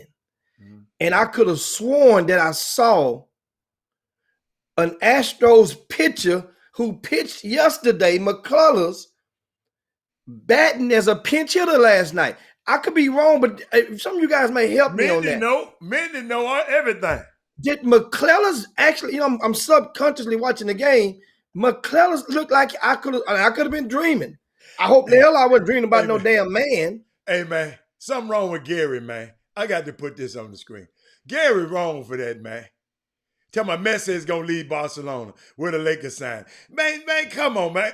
Leave them Lakers alone, man. Hey, don't LeBron owns a piece of one of those teams over there? Not this one, though. Yeah, he owns one. Yeah. So you keep wishing stuff into existence. He can't play no damn basketball, though. No, I'm just talking about LeBron. Oh, she said he did pitch hit, Jimmy. Mindy. I'm telling you, I saw him like, wait a minute. Why would they do that, Mindy? Why did they do that? I'm like, dude, pitch, and he struck out. So did the Astros run out of players, or did Dusty just say, because realize now, Mindy said they only had 3 people on the bench. Oh, okay. So what's wrong with y'all team, man? Where the rest of the damn players at? Dude, we doing all right. Don't worry about the rest of the players at, man. We got Minnesota in town to start today. Remember, they had to leave. That ain't what I asked you. Where is the rest of the players at? Where they at? They're getting healthy. Oh, they're okay. I thought they just quit. Okay, they're getting healthy. No. We like we said, Presley was out because his wife had a baby. That's a picture. But I'm saying, but then you got certain guys that only played the way Dusty does. He'll make subs once you get past the 6th inning. He'll make subs for defense. That's normally if you have a lead. Like the other night, he'll take offense out and put defense in if you have a lead. That's one thing I like about Dusty Baker. He really, really is adamant about that. But we are depleted from a lot of players, and sometimes some players you give them the night off. You give them night off, then or the day off. Right, they ain't available. I got you. I was just wondering. I just wondered. But they almost came back. They was 2 runs down, and he struck out. No, it wasn't. He didn't strike out. He wasn't there. He only pinched hit. And that was, I know that was like Landon said he should have took a pitch for the team and got on base. No, he should have way up there trying to hit for all the damn time. Quit trying to hit. Just take the pitches. But one thing about the Astros are back in action. Speaking of the Astros, I wanted to let you know that what was that I had for you guys about a month ago. J.R. Richard caught the COVID. He had to get in the hospital and then end up going into a coma. Well, J.R. Richard has passed away. Former Houston Astro pitcher that basically was an inspiration to many young black boys picking up a glove or a bat and pursuing baseball. If you were a pitcher, you grew up in the 70s, and especially in the state of Texas, specifically in greater Houston, if you were a black boy and you was a pitcher, you wanted to be J.R. Richard. You call yourself J.R. Richard, right? And so we would, Yeah, I remember. I'm looking forward. Of course, the Astros and Major League Baseball has released the schedule for next season already. They're going to start on, I want to say March the 30th, January, February, March the 31st. What's going to happen? And that's the season. They've already released the start of the season for next year for Major League Baseball, March the 31st. And the Astros will open up. They open up with like 6 straight home games. And the Why Yankees. you worried about next year already? Because I'm quite sure that the Astros are going to do something for J.R. Richard. In accordance, Gotcha. and they'll do something. Of course, they'll have something beyond the black patch that goes on a jersey normally when a player. But J.R. Richard, it should be an adamant effort to do something special for him, to reach more like the RBI program they have now, and they just made another commitment to go deeper and then get more urban athletes interested in baseball. This is a perfect time. Perfect time. No, it's so unique, Jimmy. I'm glad Thaddeus Moody just said something. My first Major League Baseball game was, I think, yes, it was the Astros. It was the Astros, and Nolan Ryan was pitching this particular time. And the first time I ever been, and I ain't gonna lie, Jimmy, I could never see the ball when he was throwing. All I heard was, you know what I'm saying? You couldn't see the ball. I remember distinctively saying, I don't never want to come unless I'm in the, on the, what you call them seats behind the catches, right behind the catcher. What you call them seats? Yeah. What you call them seats? They call them. I mean, Jimmy, you on the side, you couldn't. I don't know if anybody can remember that. You couldn't see the ball with Nolan Ryan and J.R. Richards. They said, but people were telling me, "Oh, wait till J.R. Richards pitch." But I was watching Nolan Ryan. I could never see the ball because all he was throwing was heat. I don't think he threw too many curves. I don't think so. But that's the first time I ever seen a Major League Baseball. I don't know who they played against, but yes, great tradition. The Houston Astros at the Astrodome. Wow. Yeah, so that's sad day in baseball because of that. Also, and as Kerry said, James Rodney Richards. That's right. That's his name. And you got to realize this guy, man, he was homeless a few years back. Oh, that's right. He was homeless a few years back. Right. And they didn't make a lot of money back then compared to, of course, you're talking about the 70s. And they made a lot of money, Jimmy, compared to the times. It wasn't like this kind of, they didn't have a big TV but they made money now. They made money. Bread, but it's just what you do with the money, Jimmy. It ain't how much you make, it's what you do with what you make. I mean, well, there's everybody back then wasn't homeless. Every player back then wasn't homeless. No, I'm not talking about when he played. I'm talking about decades after he played. That's when. Oh, okay. I'm talking about when he played. He made enough. He made money compared to what the cost of living is now. He made a lot of. He made money. Yeah, but that's unique though, man. I remember him. Oh my God, he was a mountain of a man. I'm gonna tell y'all another person who I used to think was cold. I hate to say it. Robert Reed. I used to think he was the coldest thing on. I'm serious. When I first got him, I said, man, he's so tall he can handle the ball. And now he's just Robert Reed. No, I'm just kidding. No, he's the legend. But Mara said, you're right about what you do with the money. But what happened to what happened to Altuve? They took the trash can from. They took that thing off. Altuve been doing so well. It was one of them nights. This was an off night. Okay. He struck out like 2 or 3 times. I thought they took that thing off. I thought they made it. Okay. They took it off of him. They made him take that hearing aid off, whatever he had on. Don't forget now, he played the night before.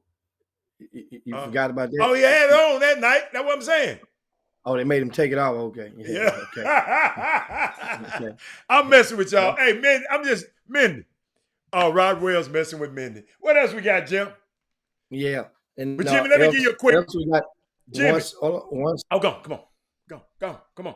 for the second consecutive day, Mhm.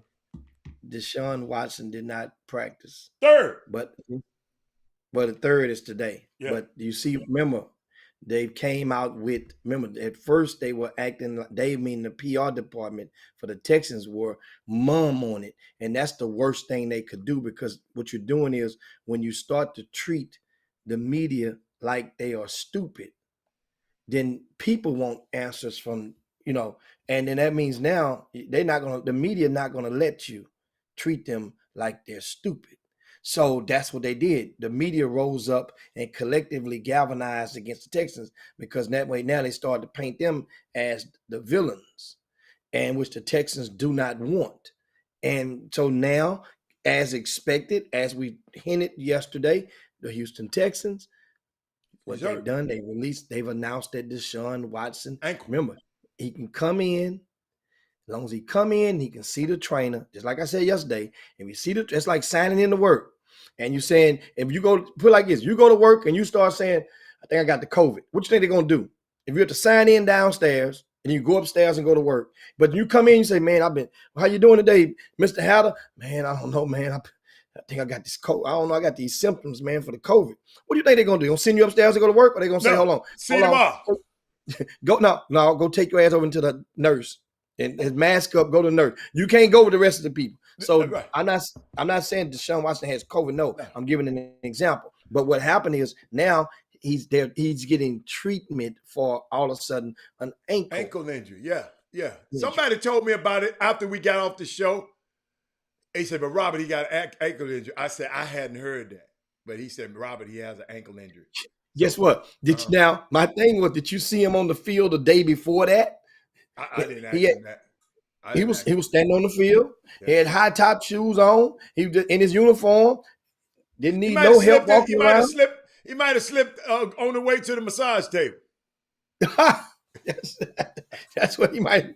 And so I need to leave him alone. I need to leave that boy alone. That boy, he different. Once again, the thing is with the Texans, how they get their leverage back is when they go through these preseason games.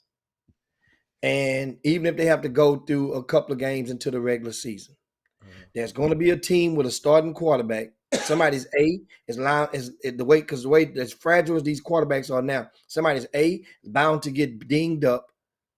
We don't wish it up on nobody, but it just happened with the Colts. B, somebody's not going to perform as expected. And that would make now somebody's going to say, you know what, we can't afford to waste any weeks. But Jimmy, they won't be able to use him, Jimmy, because he's going to be on this. He can't play this year. They're going to, as soon as he get traded, he's going to be under suspension. Deshaun Watson ain't going to play no football. No, sir. Not with these court cases. But the NFL wouldn't let a trade go through. That's what's holding the thing. They wouldn't let a trade go through and punish the team. He's not going to be able to play this year then. They'll let him play, but the team got to realize he ain't going to be able to play until the team. That's why the teams are talking about, wait a minute, I'm not going to really have him till next year. Yeah, that's what I've been hearing around NFL. The reason people want him right now, several teams, but the teams got to put up with him not being able to play this year. Jimmy, he can't play with this dark cloud over him. No, sir. He got cases pending, civil and criminal. He can't play. He can't play. But you can still trade for him, but you can't play. He ain't going to be able to play. They got to know that he's not going to play. So don't worry about him playing. So somebody can go down all they want. He ain't going to be able to play this year. It's a crazy situation, Jim. I ain't never seen it like this. This is a crazy, crazy, crazy situation. But, man, let me tell you something. And I hate Tyrod Taylor is coming to this damn situation because I just found out, a partner of mine called me, his dad is his best friend, and they can't wait to come down here to see me. I'm not going to no Texans game. I'm not going. I'm going to let Isaiah have my ticket. They give me a ticket, I'm getting Isaiah. Do he still like him? He still like him. Okay. All right. Poor Isaiah. Yeah. But speaking of NFL football, did you guys hear that ESPN has signed RG3, Robert Griffin III, Yep. to a multi-year deal Yep. to be an analyst, Yep. college and NFL, Yeah. Pretty including the good. Super Bowl. He says pretty Including the good. Super Bowl. Mm-hmm. Now, he turns around and says, I still want to play, though. Yeah. He got a provision in his contract will allow him to go back and play. Right? Yeah. And RG3, last year was the best opportunity that you had to being able to regain your cred along the top tier of quarterbacks. You had a position, a job handed to you by Cam Newton. Wasn't it Cam Newton? No, that was no. He was at the Ravens. He was at the Ravens behind him. I'm sorry, with Jackson. I'm Yeah. sorry, I said Cam Newton. With Jackson. And Jackson had to go. Right. Yeah. With Jackson. You Mhm. had a job handed to you. Mhm. Meaning that you weren't going to take Jackson's job, No. but that was an audition for you to go and be a no-brainer for somebody to pick up. That's what they do. You had it just handed to you because the offense was clicking and doing it, and all you had to do was just play your game. RG3, take that gig. Don't turn into the black Tim Tebow. Take that gig and run. Why with it. not? Do it. Why What are you not, gonna play Jimmy? baseball now? So you want to play baseball now? Let him meet. Let him milk him. Let him be the black Tebow. Yes, I'll take it. Jimmy, let him get that bread, man. So Tebow got it. Let him milk it. But you know what though? He can be a backup. Man, them backups make bread, Jimmy. Well, my man, what his name? Chase McDaniel made $65 million backing up, Jimmy. Don't nobody, half the people don't know who the hell his ass is. $65 million backing up. Backing up good money, Jimmy. That's better than TV. That's better than TV money. Let him get some of that money. I like him. I really like him. What else you got? Before I go into my public what else service. we got? We can shift gears and go into some amateur sports. What you got, amateur? On the amateur scene, because the news of the day is What did happen, man? What did happen? Imani Bates has reclassified up into the class of 2021. Imani Bates, who's a star, and I was one. I'm gonna tell you something, and I'll tell you this the second half, which is why it's such a smart move for him, and that is Imani Bates was the young man out of Michigan who, for the most of his high school career, he was ranked number 1 in the country. Then a couple of portals dropped him to number 2, and he's long, about 6. He's about 6'8". He's a face-up forward. He's really a 3, kind of like a Scottie Pippen-ish guy. But when you're in high school, they expect you to do a little bit more near the rim. He prefers to just take his game and mold it up under a Kevin Durant type style. But the thing is, the shots don't go in as often as they should. If they did, then you're talking about something really, really, really special. When he was young, you get a mulligan because you're saying to yourself, man, he make those shots. Them bad he gonna shots make he them. be taking. Yeah, he gonna get better. Well, the shots never did go in. And on top of that, you didn't associate him with winning. That's another jacket that get. Once you get that jacket on your back, not to say he's a loser, no, but he just wasn't associated with winning. He didn't identify with winning, meaning if his team's playing, he's going to find a way, if it's a big game, to make them win. I'm glad you said that, Jimmy. Can I interject something? You keep going, but I want to interject something. I just saw something last night somebody posted that Zach LaVine, when they won that game last night, that's the first time that he ever been on a team that won 4 games in a row since 2012, the 2012 to 2013 at UCLA. That's the first time. That's the last time he's been on a team that won 4 games in a row. So he's been a perennial loser in the NBA. Black LaVine, and his first time. I just wanted to share that with because I thought it was an odd tweet, but you just made me think about this kid's not associated with winning. But keep going. I'm sorry. Well, I mean, and it is what it is, and the thing about it is that so what he's doing basically is saying he's supposed to be going into the 11th grade, Yeah. right? The 12th grade. I'm sorry, going to the 12th grade. Right. So what he's going to do is saying, to hell with the 12th grade. Yeah. I'm going to 12th test out of here. Yeah. I'm going to get up out of here and go either into college or as a professional with the G League. I heard some rumors. Or it could be he could be going overseas and do the LeVar Ball. Either one of those three things are options. Have you heard any rumors about where he's going? I haven't checked any of my traps in the last 24 hours on him. I was just just busy, and I thought about it's a smart move. Here's the reason why. His last year, his high school team for the last couple of years, they traveled around the country, and in doing so, in case you guys know it, it's a market for whenever you have a player that's a draw. The event operator would normally have to pay for and take care of their travel expenses. Once again, you give them a love offering, plus you take care of travel expenses, and you feed them, and you got to and in some cases you have to get the transportation for them. So the number for Imani Bates was for each city that they went to was somewhere between $18,000 to $25,000 per game. I mean per trip. Well, Imani Bates came to Houston this past season. Glenn Smith helped spearheaded the event, and they played at University of Houston at the Fertitta Center.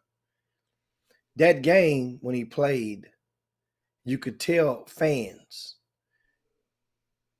after you bring them and they don't produce or they don't meet expectations, if you bring that same band group back, are you likely to get more people in attendance or less? So for some cases, it might not be worth it to take that gamble in a city like Houston. Not to say just Houston. Shout over and think about Mikey Williams. Mikey Williams came to Houston. It cost bands to get his team to Houston. When we did the IMO Classic, it cost a nice grip to get him into Houston. 5 digits. After what he did not in 2 games, he got hurt in the second game. But Mikey Williams had no dunk. He did not dunk one time. All those little kids spent their money to go see him. So you think if he's coming back to town again next year and you spend bands to bring him back, you think unless Mikey Williams went and took his game to new heights, meaning he's elevated his game to a point whereas people would say, you know what, Mikey Williams is back, y'all. This the old, this is what we thought he was going to be, whoever put him in the top 5 in the country at one point in time. Guess what? They're not. So I mean the market is what you call the market drying up. So in Money Bates, the market was going to dry up. Not many people were going to put that type of money under you when it just didn't look like the game was necessarily, like he was having fun out there. It was always more scowls or frowns than it was smiles with Imani Bates. And you notice this in doing so, by him going out of there and just get the hell up out of amateur basketball. At least the sub college level. Get the hell up out of it. Because there's nothing else for you to accomplish. It's only room for you to be picked apart even further. And every game you play against these kids, remember I say it all the time, guys. If you play up all the time, who the hell are you going to play against when you become a 12th grader? Not saying Imani, because he did play his own age group as when he was in the 9th grade. On the sneaker circuit, he did. But the other events, they always would play 2 grades up. But once you get to the 12th grade, who do you play against? And I say it all the time. People laugh and they say, oh, man, but it's not the same. Yeah, it is the same. You're bored. Take your game over. If he goes to college, I know Michigan State is an option. Memphis is an option. I can't think of the third school that they noted. Well, you can capitalize on name, image, likeness. So there's a market out there. There are algorithms in place to basically say what and tell what is worth because of his following, his social media presence, what is worth. It might be worth it to go to college. It's going to be worth it for him to go to the G League initiative. The one thing about it, they've proven 2 of their players in the G League got drafted in the lottery. Everybody that go, it ain't for everybody. It's going to be casualties. For every guy that get in the lottery, it's going to be 7, 8 of them that don't get picked in the lottery or even in the first round. Deshaun Nix, keep going. But you got, that's the whole thing though. The opportunity, if you want to invest in that opportunity, then so be it. Just like for the overtime. They're going to take 24 guys in overtime. You think all 24? Now, mind you, I tell you what all 24 of them going to have in common. What? All 24 of those guys have in common that they that they're one step closer to attaining their dream of playing 1 year with overtime, and they'll go into the draft and get drafted. All of them will be thinking that They're going to have a chance. Hey, What you said, they're going to have the opportunity. they have the opportunity. But guess what?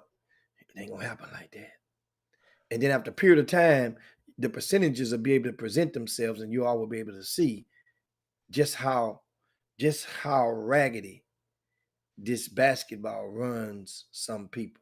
But back to Money Bates, I think it was a good move because the market was drying up on him, and he get the hell up out of this stuff here. It ain't nothing more he can do. Think about it. His team didn't even qualify for Peace Jam.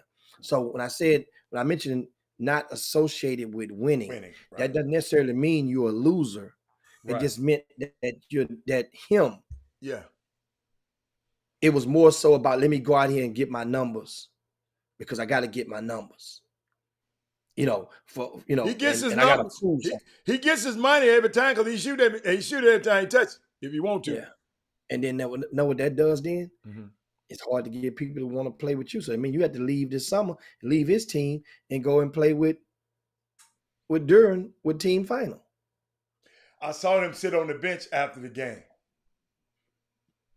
He sit on their bench after he was sitting on team finals bench. So, and he couldn't play with them in July during the live periods because of the. I heard him and Duran was going to team up and go to the same school. That's very well possible. It's possible. Name, image, likeness. There's an opportunity for some people to make more money. It's not for everybody. If they went to college, you could go and exploit. If they go to this school, they're going to make some money. I'm just telling you. Whatever school they go to. I know. But whatever school, Hannah. If they decide to do it, whatever one is going to be marketability for those guys because, once again, it proved it. They have a way to measure with those guys. Why? Because they played together for a couple of weeks this summer.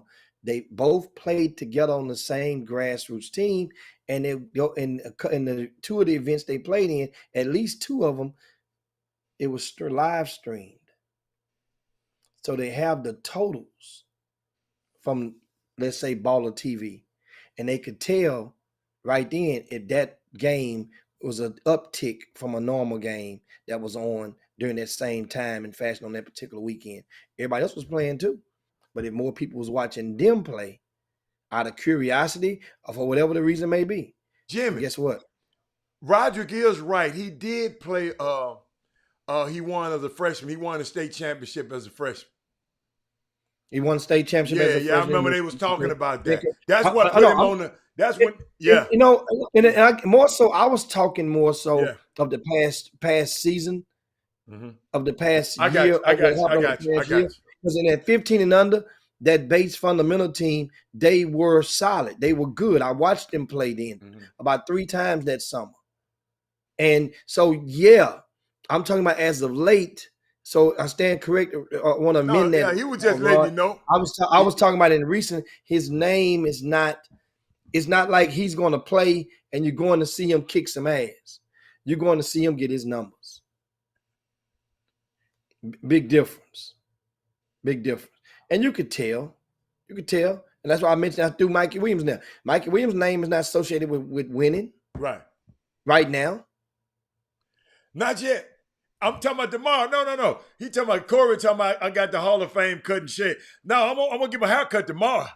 Yeah, I'm gonna have a Hall of Fame cut now tomorrow. It's tomorrow, Jim. then I'll go. He talking about I got a Hall of Fame haircut. No, but thank you, Corey. It ain't. It's gonna be right tomorrow though. Yeah, they're gonna have me right. Yeah. So that's. Oh, that's good, Jim. I like that. I like that take. What else you got? What else? What grassroots stuff you got? You got some? What else you got hot? In grassroots, yeah, we got Wesley Yates picked up an offer from Stanford. Yes. And one of the things about that offer was the fact that when Stanford comes, they're vetting you as an academic, as a student before athlete. So Wesley Yates has a very, very impressive academic resume in his 3 years at Beaumont United High School. I mean, it's 2 years. I'm sorry, it's 2 years at Beaumont United High School. So his GPA is up there. In other words, a lot of guys when they get in high school, they're slipping that freshman year and hit the wall because there's different type of studying you have to do. And but shout out to him. Also, Jimmy, can I share some with y'all? Let me share some about. And I should have shared it last week. But Justin Scott, B. Scott's son, did a presentation at Harvard. And his mom sent me something. Can you please share this to Chris Walker? I want you both to know that you are influencing some of us parents and kids to make sure they stay tight on academic opportunities. Justin went to the Harvard. Let me see the 6th annual. I'm trying to make it bigger. You know I can't see. Hold on. He went to the 6th annual. I just don't know. I got to make it big. It's a summer stat. Wait a minute. It's a stat start summer program. The 6th annual at Harvard for Harvard University. And shout out to Justin and shout out to the Chop Shop, man. So Jimmy, really and truly, we are influencing. I mean, everybody ain't gonna be happy. We can't please everybody. But he had a presentation about the how to detect body positions and movement, intellectual property on artificial intelligence, how to use artificial intelligence to detect body movements. This young high school kid, Justin Scott, I'm proud of him. His mom always have a moniker next to her name, but she's taking notes. She's been taking notes on how to get this thing done. And a shout out to Alex Sestero too, Jimmy. He sent me some stuff. He been on his son. Jimmy, what is Alex's son's first name? Alex Sesteros. Dominique Sesteros. He was up at, sent me some slides being up there at Dartmouth. He was doing his Ivy League tour. Jimmy, they was talking about the 40-year decision, work hard, work smart, work together. Then the new CEO of Nike, John Donahue, he graduated from Dartmouth in 82. Now he is running Nike. Then he was just talking about the school. So he went up there. Let me see, is there more pictures he sent? Then they went to Springfield, Massachusetts also, I guess, Jimmy, for to the Hall of Fame. So they shout out to that family. The kid just going around the country visiting Ivy League schools. And he showed me Cornell in the background. He didn't go to Cornell, but he had some pictures of Cornell in the background. Shout out to that family, man. Jimmy, we are influencing some of the kids. And shout out, and you just mentioned Wesley Yates. So shout out to those parents who understand the importance of academics, being a student athlete, and because the basketball is going to stop at some point, and let's just make sure we're in a good place when it does stop. Play basketball, but know it's going to stop, and make sure you're in a great place when it does stop. So you won't. Jimmy said earlier about J.R. Richards was homeless. Is homeless or whatever he was.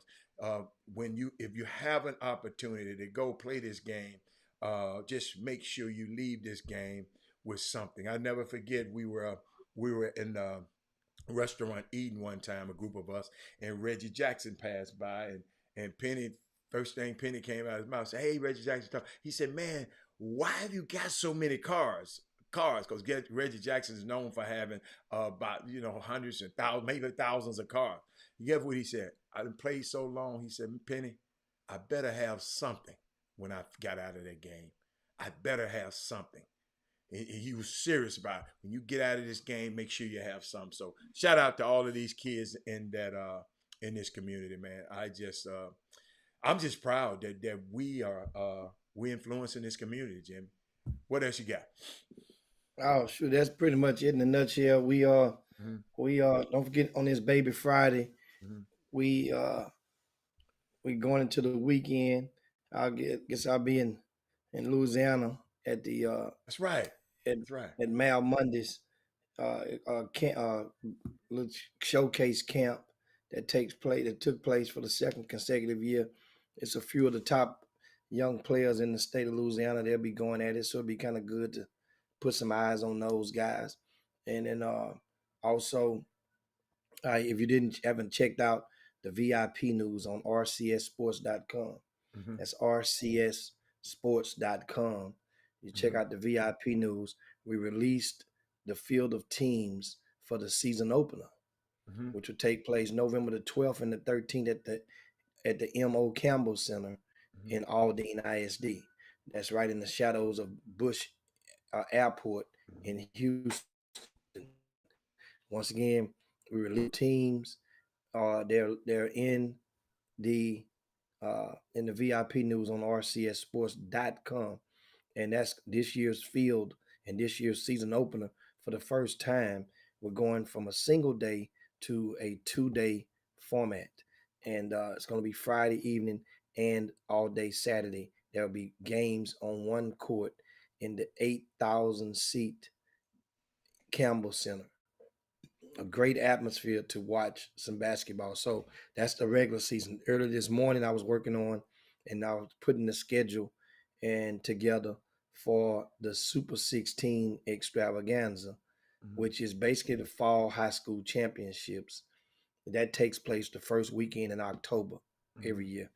We've been doing that since 2004, the Super 16.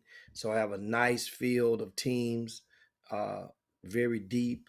Like I said, I've already done the schedule for that. I won't release that schedule probably in a couple of weeks. I wait till all schools have resumed for their fall terms before I release the schedule.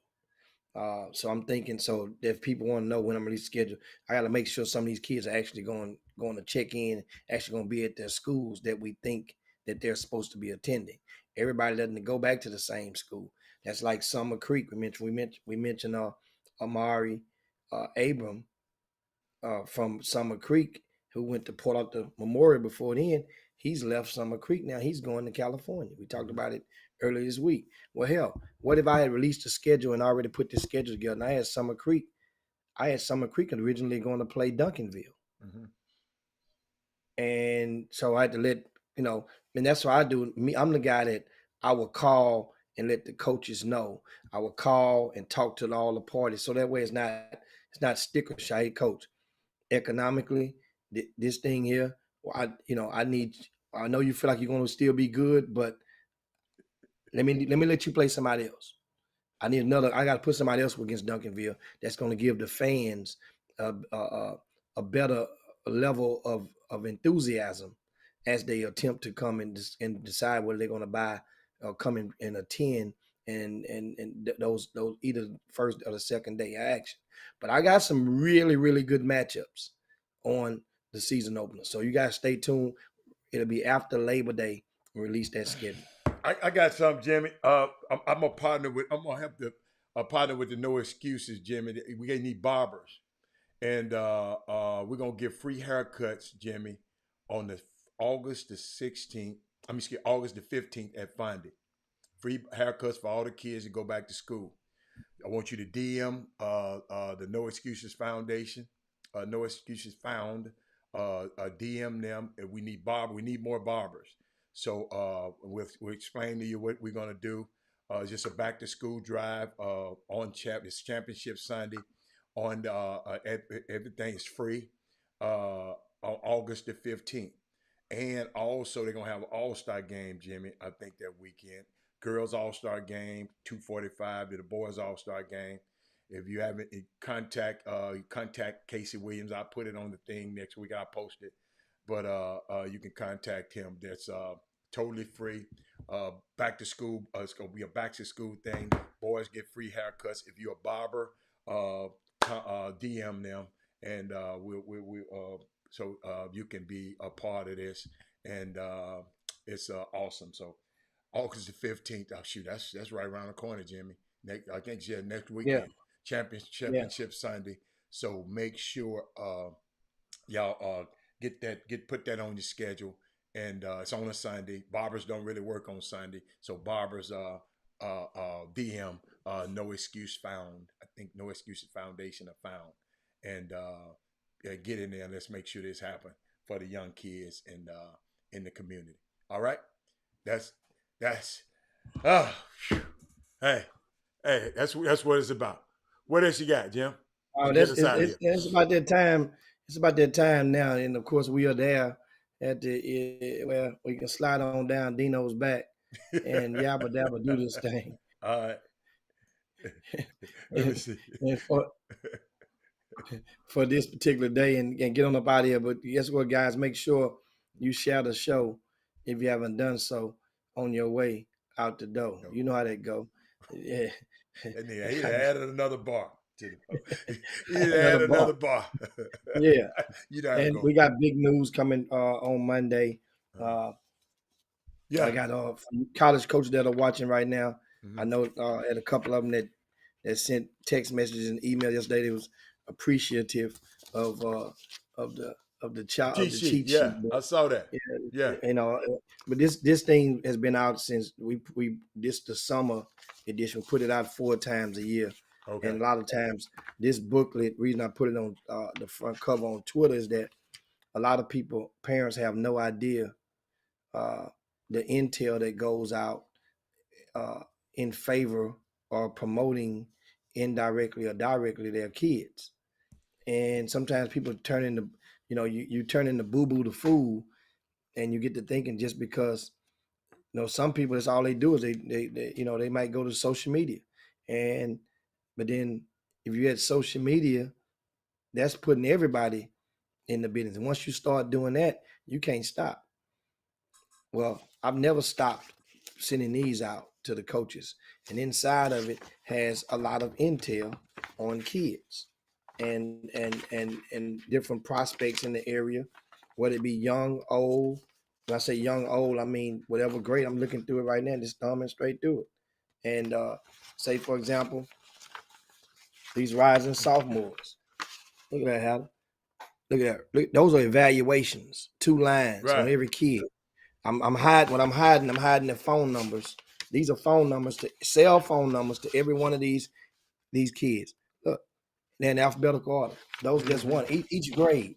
The coaches gets this stuff. And the thing is, before we get ready to land the plane, is that a lot of you people, think about it. Now we're in August.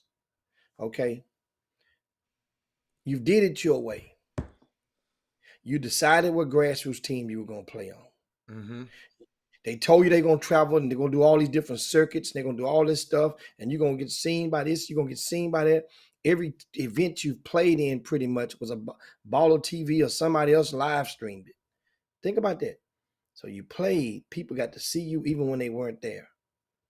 You played, you went to certain events under the lure that college coaches would be watching your every game. For some, yes. For others, maybe not as much. Okay. You got a chance to you got ranked. You got some ink. People tweeted about your son. People sent DMs. People made videos. You bought mixtapes. So now, how is that going? Is the investment worth the reward that you're seeing? Because for some of you, you could have doubled down on some tutors and got little Johnny ass. We talked about Stanford a while ago. You could have got that GPA up. Is the risk, the investment, are you getting returns on your investment? Now, mind you, I'm talking about those that had to make economic sacrifices, not for those that had disposable income and to just go and turn the summer coach into daddy daycare. Not talking, just don't sit this one out. Don't even apply to you. As you go into next year, it may be time to sit down and have a talk with your son and let him know. Let him see some of the economics that you're putting up, that you're investing into him. And let him understand, look, we're going to try this one more damn year your way. If this don't go like it's supposed to, then guess what? Can you make the deal with me that you vow? Or even while we're doing so over the next year, can you vow to get that GPA up? So you want to make a deal with him? I said, let's make just get the GP up. But how? But how? It's easier said than done. It's easier said than done. What do? Let him go upstairs or go to your room. Do your homework. No. 2 hours later, you done your homework? Yes, yeah, Dad, I done my homework. Okay, now what? You gonna check it? You see? Jimmy, you see where it comes? You can easily check what these kids are making. Well, you can, but it takes your now your investment that you did before with your resources. Now it has to turn into your investment of time. Mm-hmm. That's the thing about academics. Most of the kids that excel academically, there's an investment of time that goes with the resources of a tutor. A parent going to have to sit there and do a lot more reading. A parent to sit there when it's time when the kids say, man, Dad, I don't understand how to do this. Dad, I don't got it. So now you got to sit there with him and give it and break it down your way. That takes time. The investment, if you're not willing or don't have the time to spend, then guess what? You're going to spend double in money. Yeah, I would. I agree with you. I would let these kids know. I didn't let my son know because I didn't have to. But I thought that I wish I had known if he. I wish I had gave him the finances and the things that I was doing. I'm serious. Maybe he would appreciated it better. But that's a good idea there, Jimmy. I'm thinking about it. I mean, I wish I had told him, dude, do you know how much it costs? Do you know how much it costs? Do you know how much it costs? I'm flying all of these dudes around. I said, you got to show it to them. A lot of people don't want to get it. I know. Yeah. I wish I had her. You show it to them kids. Now. Huh? A lot of the kids, we shield them from reality. I didn't shield them. I just didn't do it. But now that when I know better, if I knew now, I would have told it, little, hey, player. I promise you. And maybe he would have appreciated it and understood it better. I think that's a great idea, Doc. I promise y'all, I wish I had said, dude, this is how much money I'm spending. But me and him made a pact. And I don't know, and parents, this might help you. I said, look here, player. You ain't got to go get no job, right? You ain't got to go to Kroger and all that to get no job. You ain't got to say. Your job is to make great grades and work out in basketball. That's your job. Now, when I see you don't want to do this job, then we'll go get your ass another one. Excuse my language. But That's what I never forget, Jimmy. I said, this is your job. So you got to go in there and make great grades. I didn't say good grades. Now, if that's all he can make, then it's good. But I know I had to tell him, you got to be great. So that's how I did it. But I wish I had explained to him how much money I was spending on this stuff. I promise you, I wish I had it. Yeah. So that's something to really, really think about. And a lot of you guys, maybe you can take that into the weekend. Somebody said, where's the kid playing for free? Jimmy, you answer that one. They asked what? Where is the kid playing? He ain't playing free every damn year. You talking about what is the kids playing for free? Oh, what if the kid is what if the kid's playing for free? Well, what if the kid is playing for free, and meaning that there's no dues, there's still an investment because the parent is still going to go on the trip. Yeah. That hotel room isn't free. Okay. That rental car isn't free. Hush your that mouth. Plane ticket for mom and dad, and in some cases, little brother, little sister, ain't free. Those are investments. Some are more than others. And guess what? And more power to you. But the thing is, and you got it at this point, a lot of you grassroots directors out there, you guys understand there's only 3 sneaker sponsored 17 and under programs, and 4 technically, because T-Mac, they have a friendly deal with Adidas, and they'll be going on in. And there's a few more if you count the ones, because sponsored, we I would say it's sneaker sponsored, but there's some other ones that are actually fully sponsored. Right. I mean, that you don't have to pay no dues to play on this team, and they don't have a sneaker contract. But my thing is, for you guys, we should have learned, and we talk about this, dive deeper into this topic next week, and that is stop lying about your sneaker, that you have a sneaker deal. That's what a lot of people, stop lying. Stop misleading. If you are on the second tier, on the second circuit, let them know what it's going to be. Give me an example of a second circuit, Jimmy. Give me an example. Under Armour Rise. That's a second circuit. That's a second circuit, but they play under the same roof. So just tell them the truth. No, we're not. The Houston Defenders, they're a tier up. We're the second tier. Okay. Gotcha. And it's okay. Okay. All right. It's okay. But let them know, because what happens is we had a team that went under this past summer, Heather. Went under, mean they dissolved, and it was all built on the premise that when they first came around, they made some parents believe that they had the same type, they were going to be playing on the EYBL. No. It was a couple of years ago.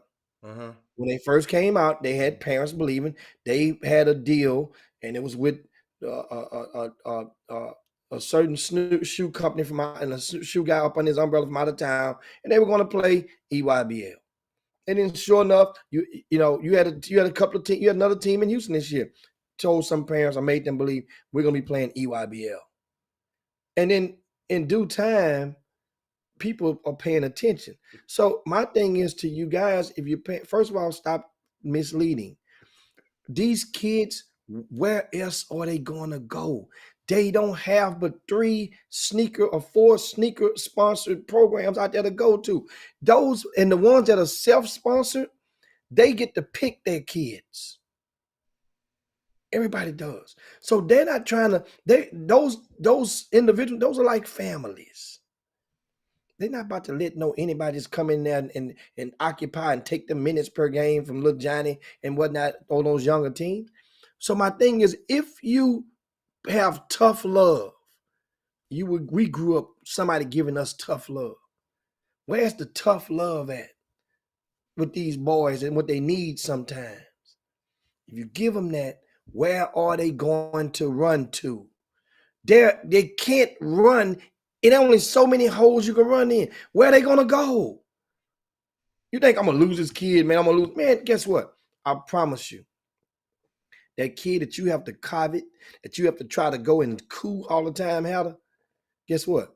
When your ass 15 years from now, some of you grassroots coaches, when you're older and your head is grayer or whiter or bluer, whatever color it may be, and guess what? And you're not able to get out the chair or out the bed as fast as you normally are right now, and you got to sit back, you think that kid gonna still look you up and come and show you his family and say, Coach, thank you for all this right here?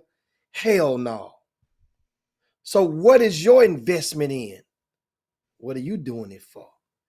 Just to have a Peter slinging contest with another grown-ass man. That's what a lot of you doing. You want props to relive your stardom. Peter slinging.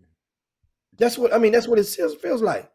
You don't have to win every game to win over these young men for life. If that's why so many of them, I ask a question. If you are guiding them properly, if you are installing the fundamental principles of giving back.